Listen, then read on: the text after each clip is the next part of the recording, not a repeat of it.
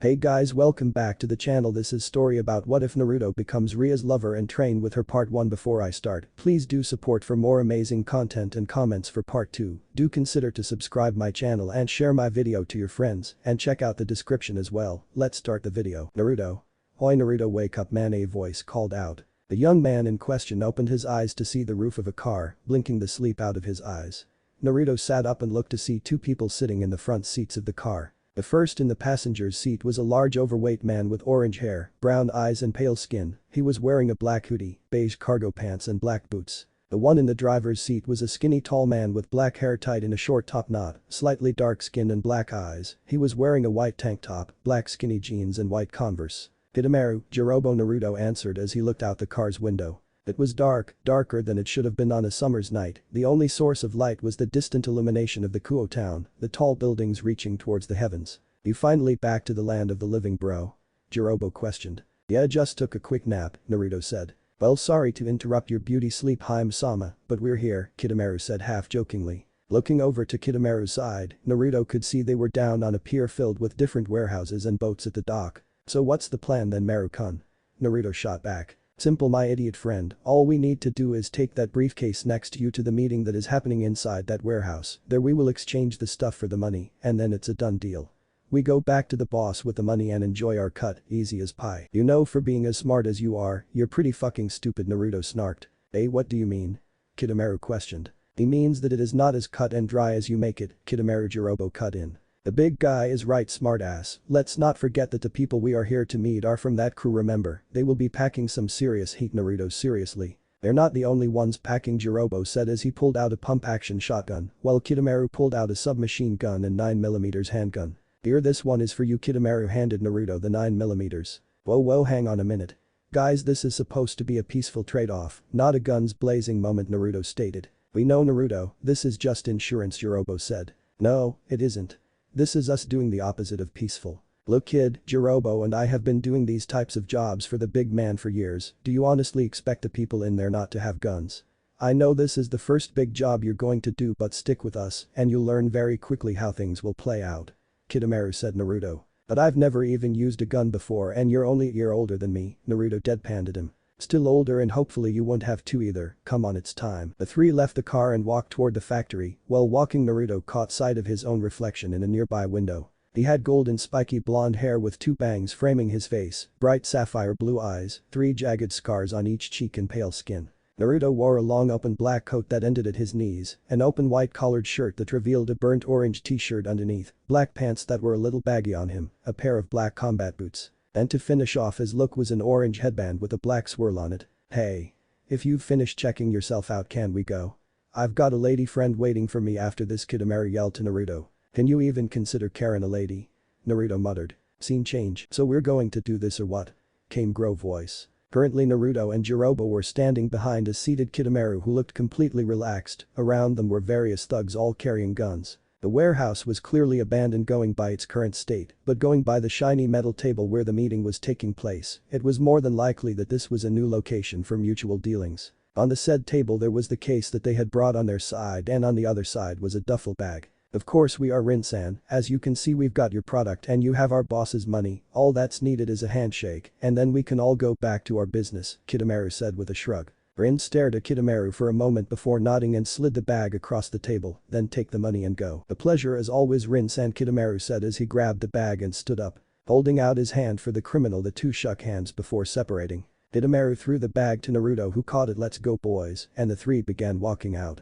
An unnamed thug approached Rin and whispered to him. The men are ready, boss. Good, make sure the boys get the money and waste those fucks, don't want him getting word it was us. Scene change. See what I tell you kid, everything went according to plan, Kitamaru said as the three were driving. Yeah, smartest, and you're only a year older than me, god damn it. Naruto shouted. But seriously though, how are you holding up?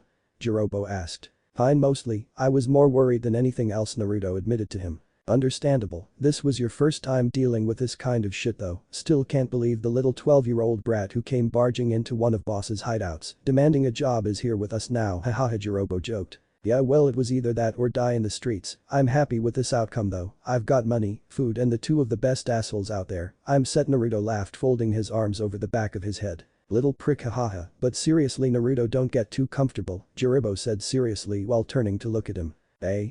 Naruto blinked. You're a good kid, Naruto, you could go places people like me and Kidomaru could only dream of, you're not meant to be a sleaze asshole like the rest of us, you should take what money you have and get out of this life. Go back to school, get good grades, hell meet a beauty and lock that ass down, but leave this life behind. Jirobo almost looked like he was begging Naruto as he spoke. What are you talking about, Jirobo?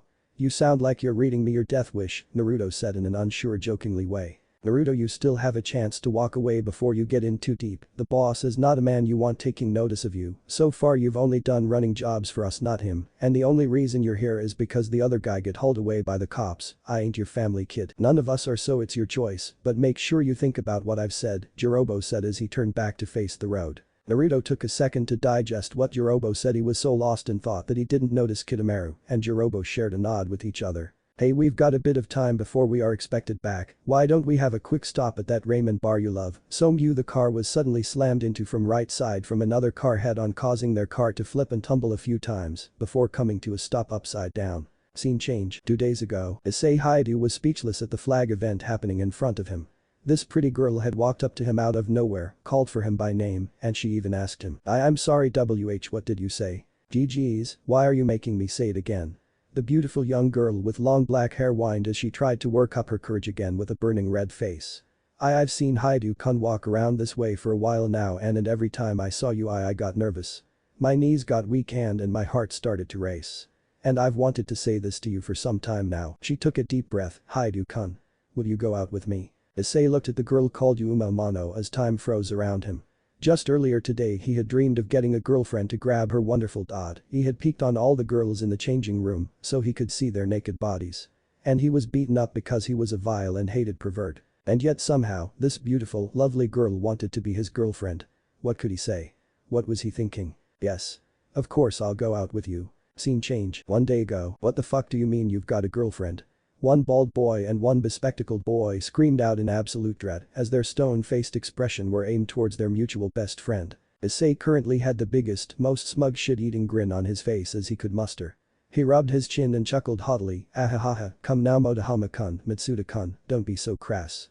We are in the presence of a young lady right now, you two must control your language. He did an over-the-top turn and bowed respectfully to the young Bishoujo besides him. I'm sorry about that, Yuma-chan, they usually aren't so rude. His new girlfriend shined a pretty smile at her new boyfriend. It's okay Haidu-kun, I'm just happy that you want your friends to meet me already.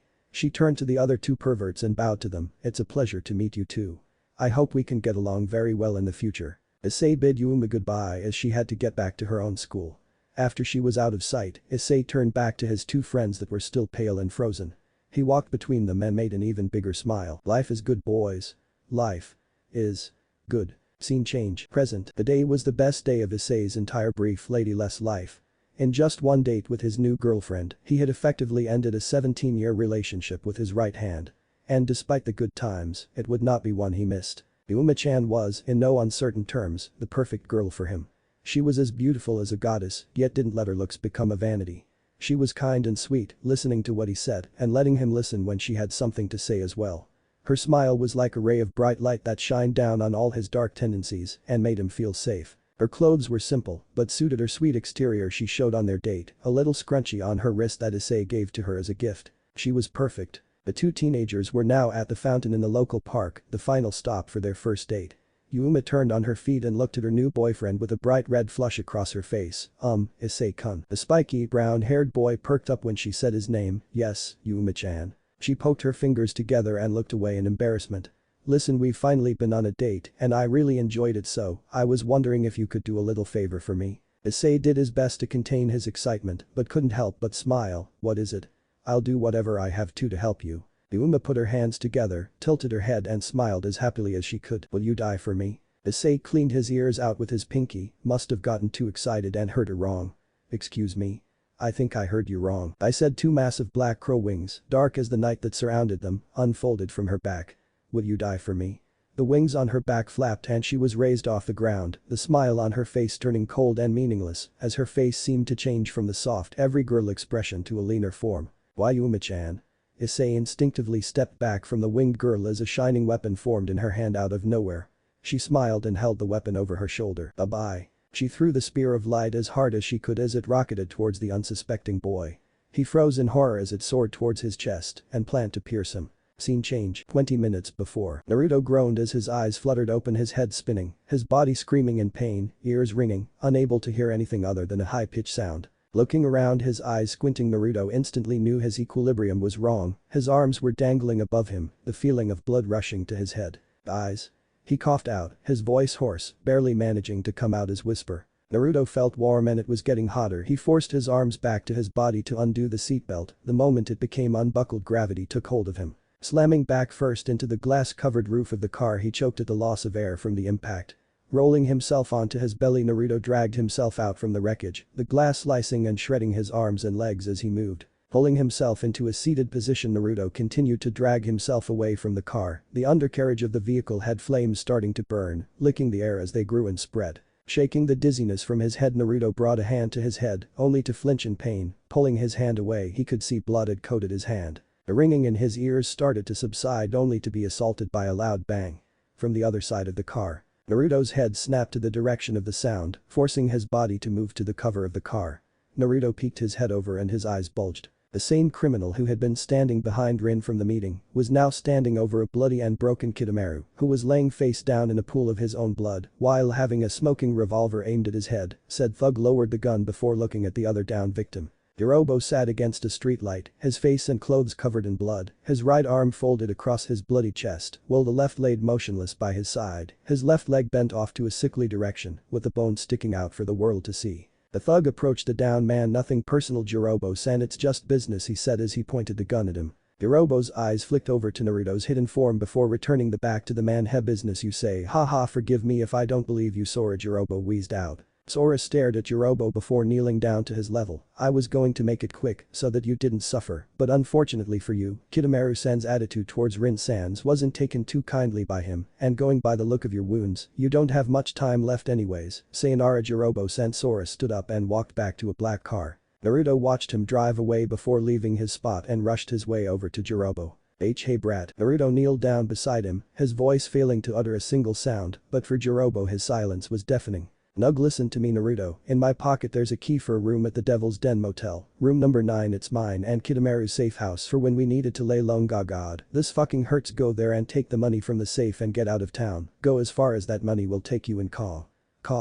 And don't come back, Jirobo pleaded. Naruto could barely manage a nod as he stared at Jirobo's dying form, his eyes glistening, refusing to let his tears fall. And take your gun back and keep it for protection. Naruto reached into Jirobo's pocket and retrieved the key and picked up the 9mm that lay on the ground near the car. Sirens echoed the distance, growing louder as they got closer, but Naruto took no notice of them. Time's cough.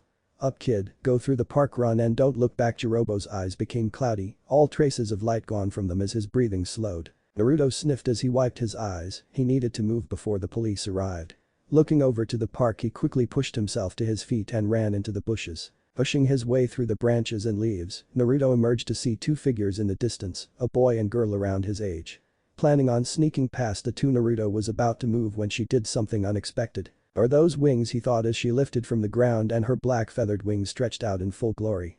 He couldn't hear what she was saying, but the boy looked terrified at the sight of her. Both males watched as she raised a hand. As light emerged from it, the light formed into what looked like a spear-like weapon. Naruto watched as she held the spear in a throwing manner. She's going to kill him. Naruto didn't know what came over him. He didn't know if it was because of the crash, the death of the two people that looked out for him, or even that he almost died himself, but there was one thing he did know. He couldn't stand by and do nothing. Not again. Gripping his gun tightly, he charged. Scene change. Bye-bye. She threw the spear of light as hard as she could as it rocketed towards the unsuspecting boy. He froze in horror as it soared towards his chest and planned to pierce him. Until a figure jumped from the street and tackled Issei to the ground, evading the spear of light by a tiny margin. Yuma raised an eyebrow in displeasure and looked to where her target had been thrown to. Issei was sprawled out on the ground, dizzy from the sudden whiplash, while the taller, battered, bloody blonde figure was in a similar position as him. Who the hell are you? Yuma questioned in outrage. Issei stared as the wounded blonde picked himself up from the ground, stumbling as he did so. The real question is, what the fuck are you, lady? Naruto exclaimed as he pointed his gun at her. Ha! You honestly think that little man-made trinket will do anything to the likes of me, human? Yuma laughed. Gripping the gun tightly, Naruto answered, won't know unless I try, bitch. Bang. Bang. Bang. Bang. Bang. Click click click. Yuma smiled smugly. See, I told you that little toy wouldn't be able to do anything to me. Ow fuck. She was cut off when the gun hit her dead in the face. Issei could only blink repeatedly. Not even a minute ago his hot girlfriend was going to skewer him with her shining stick. Next thing he knows he's being saved by some blonde foreigner who looked like he just got out of fighting Goku from Dragon Ball Z by throwing his gun at her. Wait, a gun. Before Issei could mutter a single word, the bloody blonde was in front of him, pulling him to his feet. Run. He shouted as he dragged Issei with him, running at full speed. They barely managed to get 3 feet away before 2 lances of light burst through their stomachs. Blood gushed as the spears pushed their way through the boy's organs. Both of them dropped to their knees, cradling their blood from the gaping holes. Issei fell first, his back splashing in the crimson puddle on impact, while Naruto fell to his left side in a fetal position. Both of them were bleeding out, Issei and Naruto in shock as the agonizing pain faded and their whole bodies went numb and cold. Issei raised his blood-soaked hand as it trembled in front of his face, drops of his blood falling all over his face. Past the hand, he could see that Yuma walked over and stood over the bleeding-out boy with a sickeningly sweet smile still on her face. Sorry Issei-kun, but I had to do this. Don't blame me, blame the one that gave you such a dangerous skill. She looks back up and pouted at the blonde who was heavily panting as his eyes shook in his head, but you can blame yourself for trying to play the hero part when you had no chance. Naruto just raised a shaky hand at her before coughing up more blood and falling back on the pebbles beneath him. She looked back down to Issei, knelt down by his frightened head and smiled. It was fun. Thanks for taking me out on that date, Issei-kun. She kissed her fingers and tapped his tear-covered cheeks as he tried to wheeze out a plea. She started to float again and waved at her dying ex-boyfriend, bye. She disappeared from sight, leaving the 2 men to bleed out as the light faded from their eyes. Issei was silently crying, feeling the contrast of his body going cold as he was bathing in the warmth of his own blood. He didn't want this to happen. He didn't want to die yet. He was still a virgin, damn it. There had to be some rule against this kind of shit. While Naruto could only think about his life choices, was this really how his life was going to end? He couldn't save Jirobo or Kidomaru because of his own fear. Now he actually had a chance to save some random kid and he fails. Digging his fingers into the blood-soaked pebbles as tears gathered in his eyes, he could only pray that his next life didn't hold similar hardships that his current one had. As the 2 men started to fade out, a bright red light started to shine from a blood-covered paper beside Issei's pants. A massive circle with dozens of symbols inside of it was projected from the soaked piece of parchment, and the men were bathed in a warm red glow. A female figure formed above the red circle, and she looked down at the dying men below her. I guess you were the one who called me. And it looks like I came just in time to clean up the mess. She looked down at the brown-haired boy as the light finally disappeared from his eyes and his head went slack. She looked up a little towards the blonde whose face was covered in his own blood, yet still found enough strength left to look into her eyes. They stared for a moment before his eyes went hazy and slowly closed shut. They were dead. Both of them. Finally gone from this world. She just closed her eyes and smiled. Well, it looks like I've found 2 little strays on their way home. Well, don't worry boys, I'll see you soon. 2 large crooked black wings sprouted out of her lower back and her hands started to glow the same kind of red as her hair. Scene change. When Naruto slowly opened his eyes again, there was a bright white light and a blank space set out before him. His eye blinked slowly, trying to clear his vision. Sitting up, he brought his left hand to his eyes, clearing them as he rubbed the sleep away. Turning to his right, Naruto could see some kind of curtain that separated him from different beds that filled the room, the early sun rising to fill the room with natural light. Looking around the room, Naruto could see he was in some kind of infirmary, going by the beds, and the medical supplies that filled the cabinets of the room only strengthened his theory. He slowly lowered his hand to where he thought he had been stabbed, feeling his normal chest and his heartbeat steadily. He rubbed his face and sighed, was all that just a dream? He put his hand back on the bed and was greeted with a soft sensation and a warm feeling covering his hand. Naruto froze at the sound, his head turned left almost robotically to see a woman. And what a woman she was. Long crimson hair sprawled around her sleeping form, her milky-like skin shining in the light, the soft expression her face held made her look like a gift from heaven, the shallow breath she took like music to his ears, her gorgeous shaking ever so slightly from her breaths. Lifting the covers that started at her waist, he could see she was as naked as the day she was born. And so was he. Holy shit. Naruto's face erupted bright red as steamy blue from his head. He had yet to remove his hand from the soft supple that was her. Giving an experimental squeeze, he got his reward. HHHHN. Without warning, the corners of his vision seemed to darken, almost like shadows shifting, pulsating as he stared at the crimson goddess. His ears picked up the sounds of faint whisperings, nothing that Naruto could make sense out of. Hiya. And it gripped his heart when a dark, almost demonic voice spoke above the whisperings, causing him to throw himself away from the beautiful teen. Forgetting that they were sharing a small single bed, Naruto fell straight back onto the cold laminated floor. Hearing the commotions, the red-haired girl groaned as she sat up, rubbing the sleep from her eyes before her sights landed on Naruto. A beautiful smile rested on her face. Good morning. Naruto could only mimic a fish as his mouth opened and closed, nothing left his lips as he gazed at the woman before him, his face burning as he tried so hard to keep his sapphire eyes locked with her own blue-greens. "How's your tummy?" she asked as her eyes seemed to narrow ever so slightly but kept their playfulness. His eyes widened. How the hell did this chick know about the dream? Wait a minute, if she knew then that means it was real. But that also means Hidamari Jirobo, that's right, they were gone, killed. Not by that rat-winged bitch, but because of those people. Wait, rat-winged bitch? His eyes widened further, getting to his feet. Naruto was in front of the girl, grabbing her by the top of her biceps. That kid. Is he alright? Her eyes widened slightly before she smiled again. You mean the boy from last night? He's perfectly fine. I healed him and dropped him off at his home before I healed you. I'm sorry for not taking you home, but I had no idea where you lived. Naruto sighed in relief. Good. His hand released her, his form relaxing as he held eye contact with her. She broke the contact as her eyes drifted down and her own cheeks brightened. Naruto's face exploded in heat as he stared at her with a deadpan expression while covering his junk. Wait, you said healed, right? What did you mean by that? Naruto asked. Exactly that, I healed you both, she said innocently. But how? We had huge holes in our stomachs. No offense or anything, but I find it hard to believe some super gorgeous girl managed to save us with half of our organs hanging out, he said in disbelief. Well, thank you for that comment, she hinted. Naruto Uzumaki. Naruto, he held his hand out to her. Gripping his hand tightly, she returned his shake. Uzumaki. Naruto-kun, I like it. Can I call you Naruto? Great, well, to answer your Naruto, last night you and that boy died at the hands of that fallen angel, she told him. What? Naruto could only stare at the redhead with questioning eyes. Not only that, but now you both belong to me. Since you told me your name, it's only fair I tell you who and what I am. She stood from the bed and moved directly in front of him, cupping his chin with her left hand, bring him closer to her, while placing her right hand on her hip. My name is Rias Gremory, and I am a devil. Her eyes glowed demonic red as two black crooked wings burst out from her lower back. His eyes widening, Naruto tried to move back from her, but her grip held firm, and as of last night I am your master, and you are one of my cute servants, Rias finished while giving a sultry smile. Again the corners of his vision darkened, the whispers of multiple voices all saying different things that he could barely make out. It lies. After that dark voice had spoken, his vision returned to normal and the whisperings faded away. Naruto, who was trying to come to terms with what was going on, opened his mouth to speak. Thump, only to faint in front of his new master. How embarrassing. Rias blinked before giggling. This one was very cute. Soft. That was the only thought that drifted through Naruto's mind as he awoke from his slumber, blinking his eyes as he came face to face with Rias, his master.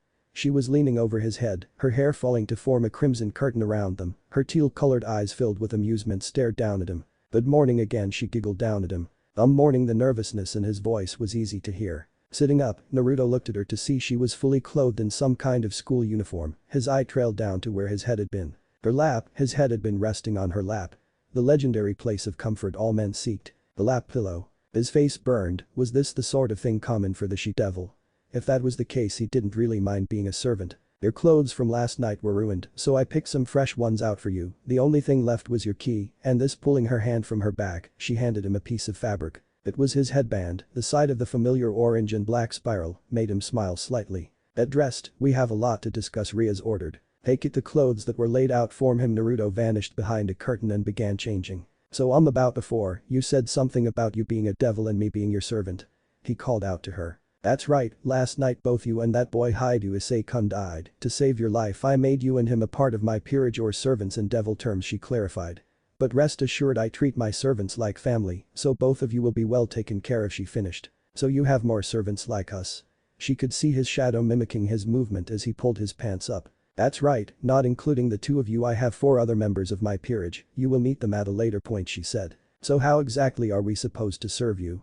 Naruto asked as he came out from behind the curtain. Rias looked him over, nodding slightly. He was wearing a black button-up shirt that looked like it was made from denim, with the sleeves rolled up to his forearms, dark blue jeans that hugged his frame nicely, a pair of white Converse to add some light to his look, and finally his orange headband, of course, pushing his bangs up while the 2 long ones framed his face. You look good, I'm glad I got your sizes right.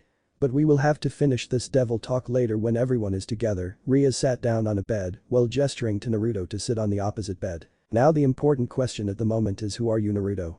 Rias asked. How, what do you mean? While you've slept I've been looking into you and turned up with nothing, no school documents, no medical history, no address, no relatives, nothing at all. Evidence suggests that you don't exist, and yet here you sit right in front of me, so I will ask you again, who are you? She questioned. My name is Uzumaki Naruto. My birthday is the 10th of October. My favorite food is all kinds of ramen. I'm an orphan, and I ran away from the orphanage when I was 8. I've never been to school before. I have been couch surfing from different people's sofas. I got involved with people I probably shouldn't have, but I needed money to eat. I'm sorry, it's pretty hard trying to think of everything about me, Naruto answered honestly, while scratching the back of his head. Rias had been silent as she stared at him, watching his facial expression and listening to the tones of his voice. She could read humans like they were an open book. That was a devil's gift, to be able to sense their wants and desires and bring that honesty to the surface, but this boy in front of her didn't show any hidden desires or secret wants. He was just honest. Smiling at him. That's okay, you've given me more than enough at the moment, but I do hope you'll continue to tell me about yourself, she finished. Standing up, they made their way out from the infirmary to the main building. As they walked down the stairs, Naruto could only marvel at how large the building was. So what happens now? He asked as they reached the main doors. Now? Well, I have to leave for school, so you're free to do what you want until I finish, but I want you to meet me at the school's gate when class ends, okay? Rias ordered as she turned to leave, but stopped. How old are you, Naruto? She questioned. 17. Why? Ray smiled mischievously. No reason, I'll see you later. Rias waved over her shoulder as she left him. Naruto watched her hair dance in the breeze as she moved, like crimson flames flickering in the wind. Beautiful, he muttered as she walked away. You're being watched, huh? Looking around, Naruto spotted a young bespectacled woman with a slim figure, black hair styled in a short bob cut, and violet eyes looking down at him from one of the pillars on the second floor. She wore the same uniform as Rias. Her eyes widened slightly when he turned and looked directly at her, before smiling at him and left. The hell was that about? Naruto muttered out loud. Leave this place. Okay geez, I really need to talk to Rias about this. Voice. Scene change. Devil's Den Motel. Picture the motel from Heavy Rain. Getting off a bus, Naruto looked up to see the motel sign. Devil's Den, huh? I wonder if it's somehow related to Rias.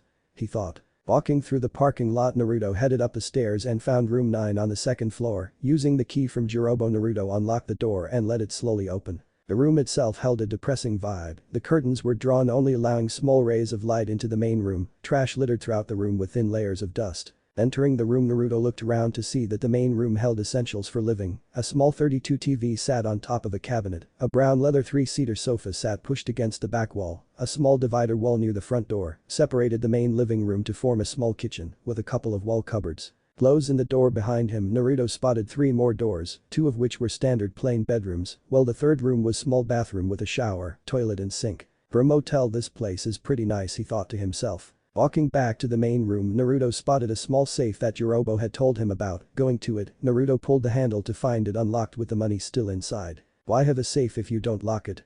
He thought with a sweat drop. Counting the money, he was surprised to find it came to 105,193.00, 1,000. Thanks Jirobo, Kidomaru. After spending a few hours throwing out the trash along with other junk, Naruto looked out to see the sun was starting to set. Putting the money in the smaller bedroom, Naruto was just about to lock the door when a weird sensation rippled past him. What the fuck was that? He exclaimed. Looking around, he could see the once busy street was now empty of life. The sky had changed from its brilliant orange glow to now an empty gray. A barrier. What's that? Boom. Ah. The small build shook from a shock wave that followed after the explosion. Looking to smoke rising in the distance, Naruto quickly locked the door before sprinting towards it. Stay away. No can do. Creepy voice. It might more those black-winged assholes from last night. How was it just him, or was he going really fast? I don't even feel winded, he thought as rushed into the forest. Reaching the clearing, Naruto knew instantly he was way out of his depth. In the distance, Naruto could see multiple deformed creatures, all hulking in figure with sharp claws, dark purple skin, glowing red eyes with goblin-like features and razor teeth. They were surrounding 2 girls who looked like they had seen better days. Standing back to back against one another, those 2 girls were amidst the sea of creatures, which were obviously here with deadly intentions. Among them, the shorter one was a short girl with childish features, with very risque clothing, if it could be called that anyways. She wore what looked like a black leather top that only covered her up to her ribs, and 2 black straps crisscrossing to make an X over her stomach. She also wore pink and white striped stockings, as well as a pair of, quite visible, black underwear. Her long silver hair, which reached to the middle of her back, was flailing around as she jerked her head around her, and her purple eyes were glistening sharply at the dangerous situation that she found herself in. Naruto frowned, narrowing his eyes, studying her closer as he noticed something framing the crown of her head. Wait, were those horns? Naruto couldn't help but do a double take at the sight of the little horns on the girl's head, but quickly snapped himself out of it. Now really wasn't the time to stare. So, taking the chance that was given to him in the apparent lull in the fighting, the blonde focused his attention on the other figure who, he assumed, to be the Silverette's partner. The other girl was far more, physically at least, likely to be around the blonde's age, and thankfully didn't make him feel like he was committing a crime by staring. She had vibrant red hair, which was partially pulled into two separate pigtails that were held together with a pair of long black strings, with the rest of her hair flowing freely down to her waist, framing her pink eyes. In terms of physique, she was practically the polar opposite of the other girl, as she had quite the voluptuous body, which was contained in a pink top that was hanging on her shoulders, and a frilly blue skirt to complete her ensemble. All in all, the duo was quite the interesting pair. One that most wouldn't see every day. And they were both clearly under great distress since they were up against multiple monsters on all sides. "Turn away, I can't just leave them to die." Creepy voice. He replied. Running out towards them, Naruto did something incredibly stupid. "Hey you ugly fucks." The creatures all turned towards him, growling with saliva dripping from their large jaws, eyes glowing with hunger. The two girls looking at him with their jaws hanging in disbelief. Having stopped the moment all eyes set on him, Naruto could feel the sweat slide down from his brow. Hi. Pathetic shit. The creatures stared at him for a moment before charging at him. "Run." Naruto ordered the two girls. As the beast closed in on him, Naruto turned and ran, hoping to put distance between the creatures and the girls. Duck. Listening to the voice, he dropped just in time for a claw to swing past his head at blinding speeds. "Thank you." "You're welcome." As Naruto ducked and dodged poorly past the incoming attacks, he spotted the strange silver-haired girl charging at one of the monsters. "What are you doing?" "Stop. You're going to get yourself killed," Naruto exclaimed as he rushed towards her. "She has a better chance at survival than you." Not listening to the voice, Naruto continued his sprint towards her. The said silver-haired charged right in the largest creature with her tiny fist clenched tightly. Pulling her fist back, she launched a strike at the monster's core. Naruto expected a lot of things to happen, like the monster baiting her away like an annoying fly, or even for it not to take notice of her. He did not expect her to send the creature flying through the air like a rocket on steroids. The power and pressure from the small girl's attack caused the wind to blow out around them like a typhoon. Holy shit. Naruto could feel himself being pushed away by the strong winds. "Told you." "Hi," the red-haired girl cried out above them as a massive torrent of flames spewed out from a glowing circle covered in hieroglyphics in front of her. The flames hit the ground, creating a sea of fire, burning the majority of the creatures from existence. She gazed at her handiwork, smirking while she did so, oblivious to the looming shadowy figure over her. The figure raised its arm in a striking position before stabbing the girl in her right shoulder with its razor claws. Blood rained down from the wound, splattering across the battlefield. Her pain-filled scream echoed, drawing both his and the other girl's attention towards her as she hit the ground. "Mio-sama." The smaller girl exclaimed as she tried to make her way over to her fallen friend, only to be intercepted by the creature's "Tch, get out of my way." Naruto's wide eyes stared at the downed girl as the blood stains grew on her clothes. His attention turned towards the landed creature as it stalked slowly towards her.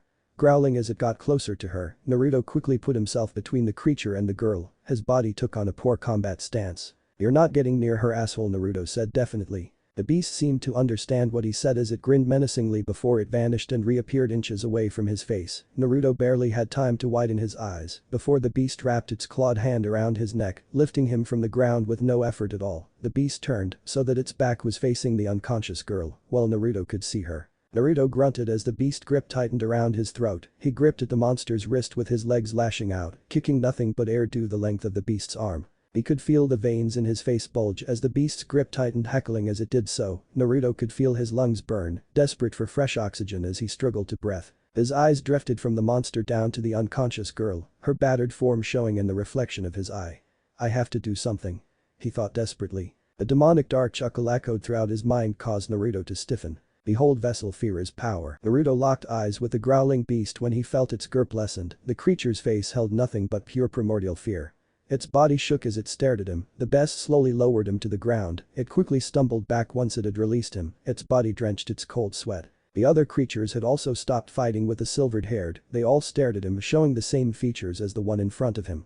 One by one the monsters vanished as a glowing circle similar to the one the red-haired girl had used appeared under them. Once they were all gone, Naruto could only look around in confusion. What just happened? He muttered. "I happened. Well, whatever you did, you certainly helped us out, so thanks." "Not them, you, only you." "Well, either way you helped, so again thanks," he said as he kneeled over the fallen girl. Checking her over, Naruto could see the blood pooling around the wound. The wound itself didn't look too bad considering how she got it. Looking at her face, he could see the grimaces of pain flash over her features. Not only that, but going by the bags under her eyes, this girl was extremely exhausted. Her breathing was short and weak, as if trying to catch her breath. "What do you think?"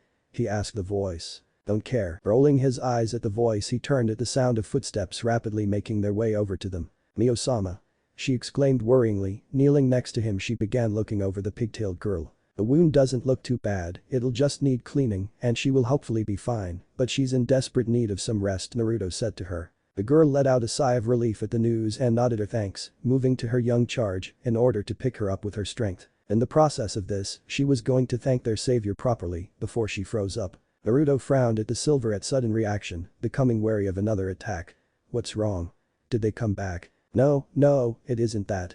The girl with the horns replied, her eyebrows scrunching as she pondered on their bad position. The reason that she was locking up was simple: they needed a place to crash, unfortunately, as their last refuge was found out by the very stray devils that were hunting them down. No doubt, to them, they were probably just like too tasty snacks to be devoured. If they returned to their last refuge now, then she had no doubt that they would be attacked by even more stray devils, especially the ones that were instinctively looking to raise their own strength. Her young charge was half human, and the unique smell that she had thanks to her ancestry helped attract stray devils from quite the distance away to her in the hopes that they could eat what they viewed as a delicacy. Before she could fall into despair due to their situation, an idea sprang to mind which could probably buy them some reprieve: a temporary home. A safe place to rest. Internally preparing herself, she quickly turned to their blonde savior and pitched her idea. "Hopeful. My young charge is wounded and unconscious, while I am tired from the day's fight. Taking that into account, I'd like to ask you whether you could offer us a temporary home where we could recuperate. In return for this favor, I wouldn't mind doing whatever you want for payment." Even as she was speaking, she was cringing at the possible degrading things that she may have to endure, well aware that offering herself up like that could very well remove the young man's inhibitions. But it was fine, as long as it was for her charge's sake. She was her guardian, and even if she rarely conversed with her, she was still someone that she would guard, no matter what. Which was why she was locking eyes intensely with the blonde, showing him her grim determination. Only to blink when she saw his face looking back at her with both rage and disgust etched onto it. "What the hell do I look like to you, huh? I ain't some perverted bastard looking to get his leg over," he shouted angrily while pointing at her. "And no, I didn't mean to insinuate that you." Cutting her off, he continued his rant. "Listen here, Chibi. Next time you want a favor from someone, don't accuse them of being a sex predator." The small girl could only look down to the ground while mumbling out a sorry. Sighing in frustration, Naruto rubbed his head, looking back over to the unconscious girl. He felt the voice make its presence known again. "Do not aid them," keeping his voice low. "Why? I know that Chibi was rude, but I still think we should help them out. They are nothing, leave them to their fate." Shaking his head, Naruto replied quietly, "I can't do that." Creepy voice. I think you saw what happened to them. They need our help or will be as bad as those monsters who were trying to kill them. This is a mistake, you will regret this." The voice became silent, leaving Naruto to his own thoughts, though he did frown at what it had said. Why did its warning sound more like a threat? Deciding to push that thought away for the moment, he scooped the unconscious girl up into a bridal carry before facing the silver-haired Lolita. "Come on, my place isn't that far from here," he said as he started walking towards the motel with the girl in his arms. "Really?" she exclaimed. "Sure, I'm still a little pissed at you, Chibi, but leaving the two of you would leave a bad taste in my mouth," Naruto replied. The girl blinked before a wide smile took form on her face. "Now introductions. Something simple. My name is Uzumaki Naruto. Your turn." "Huh? Oh well, my name is Naruto Maria, and the unconscious girl here is my charge, Naruto Mio." The now dubbed Maria said, a growing smile splitting her face. Naruto blinked at that. The redhead was Maria's charge. Shouldn't it be the other way around? "Oh, by the way, Mio-sama is the daughter of the previous Mao Lucifer, so please make sure she is safe. I'll be counting on you, Naruto-sama." Maria piped up cheerfully, moving up to the blonde and walking side by side to him. Naruto's head snapped in her direction before snapping towards the redhead, his eyes taking on the form of large white circles. He repeated this process 3 more times. If either he or Maria had bothered to turn around to look into the direction of that shadowy forest hidden in bushes, they would have seen a pair of eyes watching them as they left. A pair of golden eyes that narrowed on their retreating forms. Scene change. After dropping the girls off at the apartment, Naruto arrived at the gates just in time as the students were leaving through them. He was greeted with various expressions. The girls were all looking at him, giggling while whispering among themselves, while the guys were all glaring at, muttering something about another blonde pretty boy. The teachers present all looked at him curiously, but some of them were fishing in their pockets trying to get the phones out. Naruto could only sweat drop at their antics. Leaning against a wall besides the gate, he patiently waited for Rias. While waiting he thought about the conversation Maria and he had. While they were walking towards the apartment Maria had been questioning him about how he had found them. After telling her how he was caught in a barrier, she revealed that she was the one who had created the barrier so that the humans didn't take notice of their battle. She took the barrier down once they had arrived at his residence, which resulted in the people who had vanished returned. Lost in thought he didn't notice Rias standing right beside him trying to get his attention. Smiling mischievously as she leaned up to him, her lips inches away from his ear. "Hello, Again," she whispered. "Jesus ow." Naruto hands clasped against his head as hell a searing headache went through his mind. Hearing giggling he shot the crimson-haired beauty a dirty look who looked amused at his reaction. "You can no longer take the Lord's name in vain since becoming a part of my period," she told him while smiling. "Come, it's time we get you introduced to the others." Nodding Naruto followed Rias through the gates passing various students who all looked shocked at Rias' arrival. They headed towards what looked like an old schoolhouse. "That there is our clubhouse and my base of operation for devil-related matters," she explained. Entering the building they made their way up the stairs towards two large doors. Rias entered first with Naruto following. Looking around the large room he could see two sofas facing each other with a small wooden coffee table between them. At the back of the room, a large desk sat slightly away from the sofas. The room's only source of light was the flickering burning candles littered throughout the room. Tucked in the corner of the room was what looked like a changing room of sorts. Looking around the room there were 4 people, not including him and Rias, were waiting in the room. There were 2 girls dressed in the uniforms as Rias, while the 2 boys were dressed in the male's uniform. He recognized the brown-haired boy he had tried to save. Issei, if he remembered correctly from Rias, looked shocked at his arrival. The second male had blonde hair and bluish-gray eyes with a mole under the left one. He held a pleasant smile as he noticed their arrival. Naruto assumed this was the other blonde bastard he heard from the students before. Next was a little lady that looked very young. He knew that if she was going to high school she had to at least be 14, but with her slim petite figure and cute Lolita face, she looked a year younger. She had hazel-colored eyes, and her hair was a pure white color, with 2 long bangs at the front that ran down past her shoulders and several loose bangs hanging over her forehead, while the back was cut in a short bob-cut hairstyle. On either side of her hair were a pair of black, cat-shaped hair clips. She was also, Naruto noticed, incredibly cute, like some kind of cuddly mascot. She was halfway through enjoying a candy bar, although she sent him a weary look when he entered. The last was a gorgeous buxom young woman with long raven-colored hair, violet eyes, pale skin, and that looked almost as large as Tsunade's. Her hair was tied into a long ponytail, reaching all the way down to her legs, with 2 antennas sticking out from the top and sloping backwards, while an orange ribbon kept it in place. As noted before, she was absolutely gorgeous. Naruto believed the term people used for someone like her was Yamato Nadeshiko, which, if he was remembering this correctly, was the term used to describe the ideal Japanese woman. "It's you.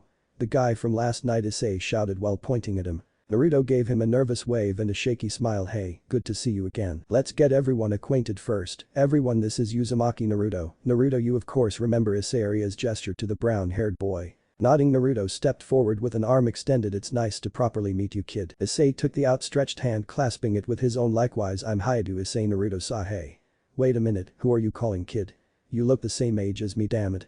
Issei fumed. Naruto chuckled to himself. He could see why Kitamari did this to him. This was fun. Now Issei, it isn't good to lash out at the man who sacrificed his life to try and save you," Rias said jokingly, causing said boy to grumble about the blonde. The other blonde stepped forward with a pleasant smile, his own arm outstretched. "Greeting Uzumaki-kun, my name is Kibayudo. I look forward to working with you." Shaking his hand, Naruto grinned. "Likewise, it's good to meet you." Kiba nodded and stepped away, looking at the next person. She seemed to be trying to stay as far away as possible from him. Rias cleared her throat while giving the short girl a pointed look. The said girl seemed to understand the hidden message, but became more uncomfortable as she approached him. "How'd you, Kaneko? Nice to meet you," she said in an emotionless tone while extending her hand, but going by the look on her face, she didn't want to be anywhere near him. Naruto frowned. Had he done something to upset this girl?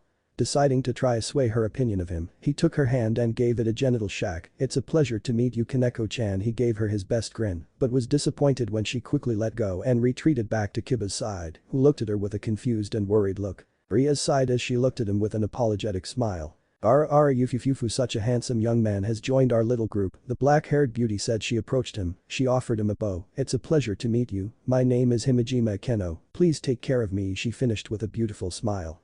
Coughing, trying to cover up the loose of his voice, seemed to amuse her. Going by her giggling, he tried again, only this time his blush was way more noticeable. "Not at all. Please treat me well," Akeno said, bowing in return. "Excellent. Now Issei, Naruto, take a seat and we can get started," Rias said. The two did as ordered and sat on the sofas opposite each other, while the rest went and stood behind Rias. Now then, first and foremost, welcome to the Occult Research Club. The redhead gestured to the room, and also welcome to my peerage, now gesturing those behind her. Issei and Naruto nodded with slight smiles on their faces. Of course, the occult club is just a front for the other students that go here, and a bit of a hobby for us. The main purpose of it is to hide our devil's dealings, Rias continued. Now I told you both that I was a devil, and that you two are my servants, which was true. However, it goes beyond that. Looking directly at the young men, her gaze sharpened. Last night you both died, and I brought you both back as a part of peerage, but that's not all I did. Nodding to the three behind her. They seemed to understand as one by one black crooked wings flourished from their lower backs, flapping slightly as they unveiled. Both Issei and Naruto's eyes widened in shock as they stared at the wings. When you become a servant or again peerage member to a devil, you in turn become a devil. Stand up please, Rias instructed as she unveiled her own wings. Listening, they both stood and they understood why. Issei stumbled forward as his own black crooked wings burst from his lower back, flapping slightly as they felt the air for the first time. Then it was Naruto's turn, but it wasn't what they had expected to happen. Two large bat-like wings burst from between his shoulder blades, kicking up the wind as flapped for the first time. The wings themselves looked like they had been dyed in eternal darkness as they allowed no light through, but at the same time the black leathery flaps seemed more functional than theirs. Everyone present had their eyes wide and jaws hanging at the sight of the demonic-looking wings. Taking notice of his large shadow behind him, Rias could only think of how this boy in front of her was so surprising. But their reactions were nothing compared to his. Holy fuck. I have wings, wait, why do they look different to yours? Wait, can we actually fly with these things, can we? His excited expression was certainly well-needed distraction from the revelations. A gift from me, host. Well, that was unexpected, Rias said hesitantly as she gazed at his wings as he folded and flexed them a couple of times, his expression growing even more excited as he did so. But anyways, it's time we fill you both in on how our little operation works, she finished. It was time to introduce the boys to the world of the supernatural. Rias had just finished explaining the three factions' history between each other and where the devils stood at the moment. So we go out, form contracts with humans and expand the House of Grimory's power? Naruto questioned. In simple terms, yes, you are correct, Rias nodded at him with a smile. Still, I'm still having a hard time believing all of you are devils, Naruto frowned with Issei nodding alongside him. No offense, but all I can see are three very pretty girls and one blonde guy. Ah ha ha ha, Kiba laughed sheepishly at being referenced as one blonde guy. You're blonde too, you know. Yay, but I'm new here, Naruto shot back. Were the wings not enough to convince you? Rias said with a raised eyebrow. I didn't mean it like that, I meant you all are just so normal, like everyday high schoolers, Naruto admitted. That just shows how good our cover is, Naruto Kanekeno chipped in with a pleasant smile. Now then, Issei, come forward, Rias ordered. Issei seemed to jump at a request, but did as he was told. Once he was directly in front of her, Rias continued, alright Issei, the reason you were targeted by the fallen angels was they believed you held a sacred gear, them killing you is confirmation that you two indeed have one. Issei listened to the information Rias had provided, sacred gear, huh? That's right, now hold your left hand out, doing as instructed. Now I want you to concentrate, focus on bringing the power within you to the surface. Rias senpai, closing his eyes, Issei tried to search for this power, but he couldn't feel anything. Peeking an eye open to see if they were playing a joke on him, Issei's caught a sight that totally screwed his concentration. He could see Ria's panties, camel toe and all under her skirt. A perverted expression blossomed on his face with blood trickling from his nose. That's it, Issei focused, crunching his eyes tighter. Issei tried to focus again, he really tried his hardest to focus. But the call of the cooch was too much. Boo-ha. Issei's nose exploded in a fountain of blood, spraying into the air as he passed out. The others stared at the fallen boy as his leg twitched occasionally. I guess it was too much for him. Rias sighed as she stared down at Issei. What is a sacred gear anyways? Naruto asked as he hefted Issei onto the sofa. Sacred gears are basically artifacts given to humans by God from the Bible to enact miracles on Earth. Only humans or human hybrids are born with sacred gears, though they can show up within the ranks of devils and angels if the human possessing the sacred gear is turned. Akeno cut in. So there is more than one? Naruto questioned. Yufufufu, of course there are. There are hundreds if not thousands of sacred gears throughout the world being wielded or have yet to enter the world, Akeno clarified. In fact, there is a user right next to you, she finished while motioning with her head. Following to where she was gesturing, he saw Kiba giving him a little wave with a slight smile. Really, you have a sacred gear too? Nodding with his smile, I do, Uzumaki-kun. My sacred gear is called Sword Birth. It allows me to create magical swords to fight with in order to protect Butchu, Kiba finished. Butchu? Arya-sama, Kiba explained. That's right, Naruto, since I'm this club's president, the members call me Butchu, while Akeno is the club's vice president and is referred as Fukubachu. Rias finished. I think I'll just stick with Rias and Akeno-san, Naruto groaned. Such a straightforward young man, I can't wait to see how you'll do as a devil, Akeno commented as she approached him with a cup of tea. Thanks, he accepted the tea. Yufufufu, when Butchu said we would be receiving a bashful little brother, she didn't mention how cute you are when you're flustered, she teased. Naruto's cheeks darkened, he looked to Rias for help only to see her looking amused at the situation. Anyways. Back to Sacred Gears, forcing the topic back, is that what Issei will be able to do as well? We don't know, Rias shrugged. All Sacred Gears are different, each hold unique attributes from magical swords like Yudo's to visual prowess, she clarified. So there's no way of knowing until it's revealed, Naruto asked, receiving nods. That's right, unfortunately until Issei brings that power out, we will have no way of knowing, she finished with a sigh. Naruto seemed to think for a moment before he remembered something important. Wait, you said Sacred Gears are all unique, right? Would it be possible for one to be able to talk?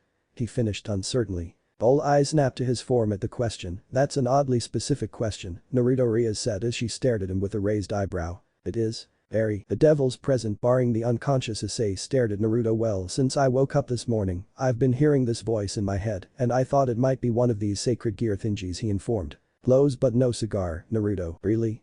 And have you gained any strange abilities? Rias asked. Naruto just stared at her dumbly for a moment, his wing unfolded and flapped for a few seconds before they folded away. Ahaha, not your wing, silly, well they are different, I meant more along the lines of an object like a sword or a piece of armor, maybe like a gauntlet or something. She asked hopefully. No. I see, well have tried asking what it is. She sighed before giving him a solution. Hey, that's a great idea. You're pretty smart, Rias, he said smiling, oblivious to Rias' twitching eyebrow, while the other laughed quietly. So what are you?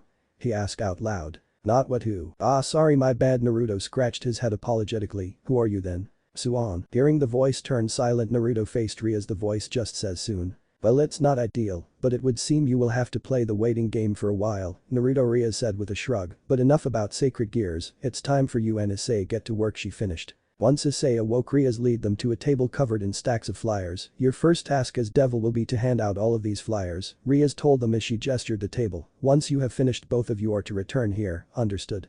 Both boys stared at the table with sweat sliding down from their faces. Rias-senpai. How many are we supposed to hand out? Issei questioned. Well, there are 4,000 flyers here, so 2,000 each, she said with a smile. Both Issei and Naruto, outfits and all, turned a deathly white with cracks on their forms as they stared at the mountain of paper. Is it too late to become human again? Naruto asked in a depressed tone. Yep. Ria's smile didn't make him feel any better at all. Time skip, 2,000 flyers later. See, it didn't take you that long. Rias took a long pause as both new devils dragged their way back through the door, looking like all life had been sucked out of them. So many weirdos, so many guys. Arabucho, our new Kohais look like they need some TLC, Akeno giggled. Alright you two, there's just one job for you both to do and you're finished for tonight, Rias said. Is it more flyers?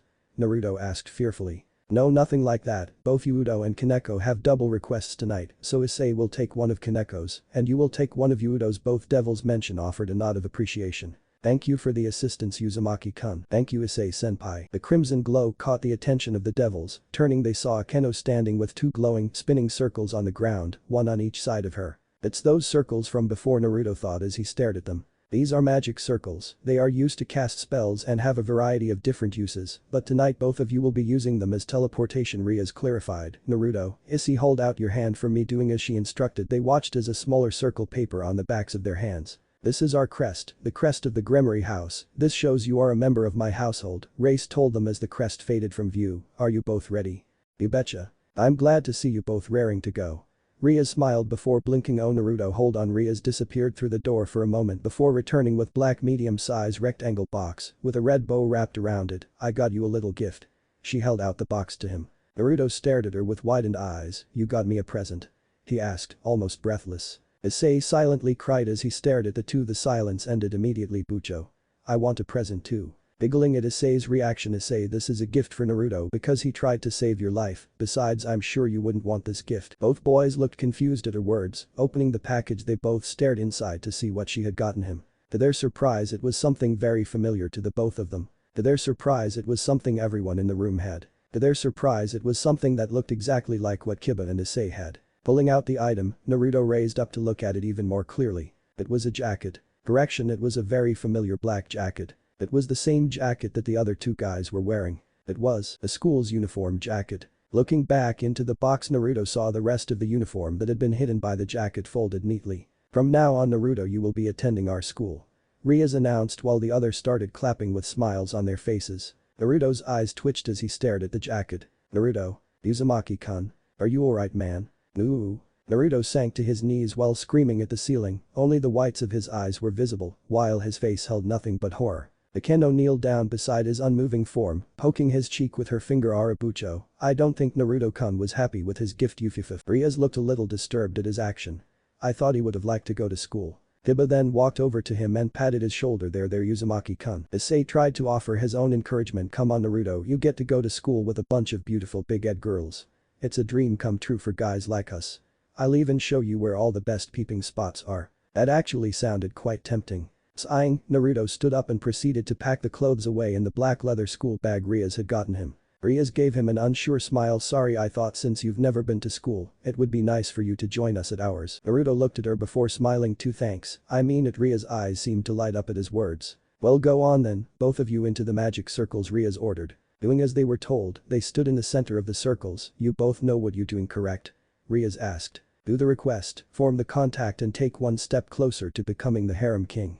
The pervert exclaimed. A synchronized sweat drop infected them as they all stared at Issei, who was currently laughing with a pervert's look on his face. Are you both ready?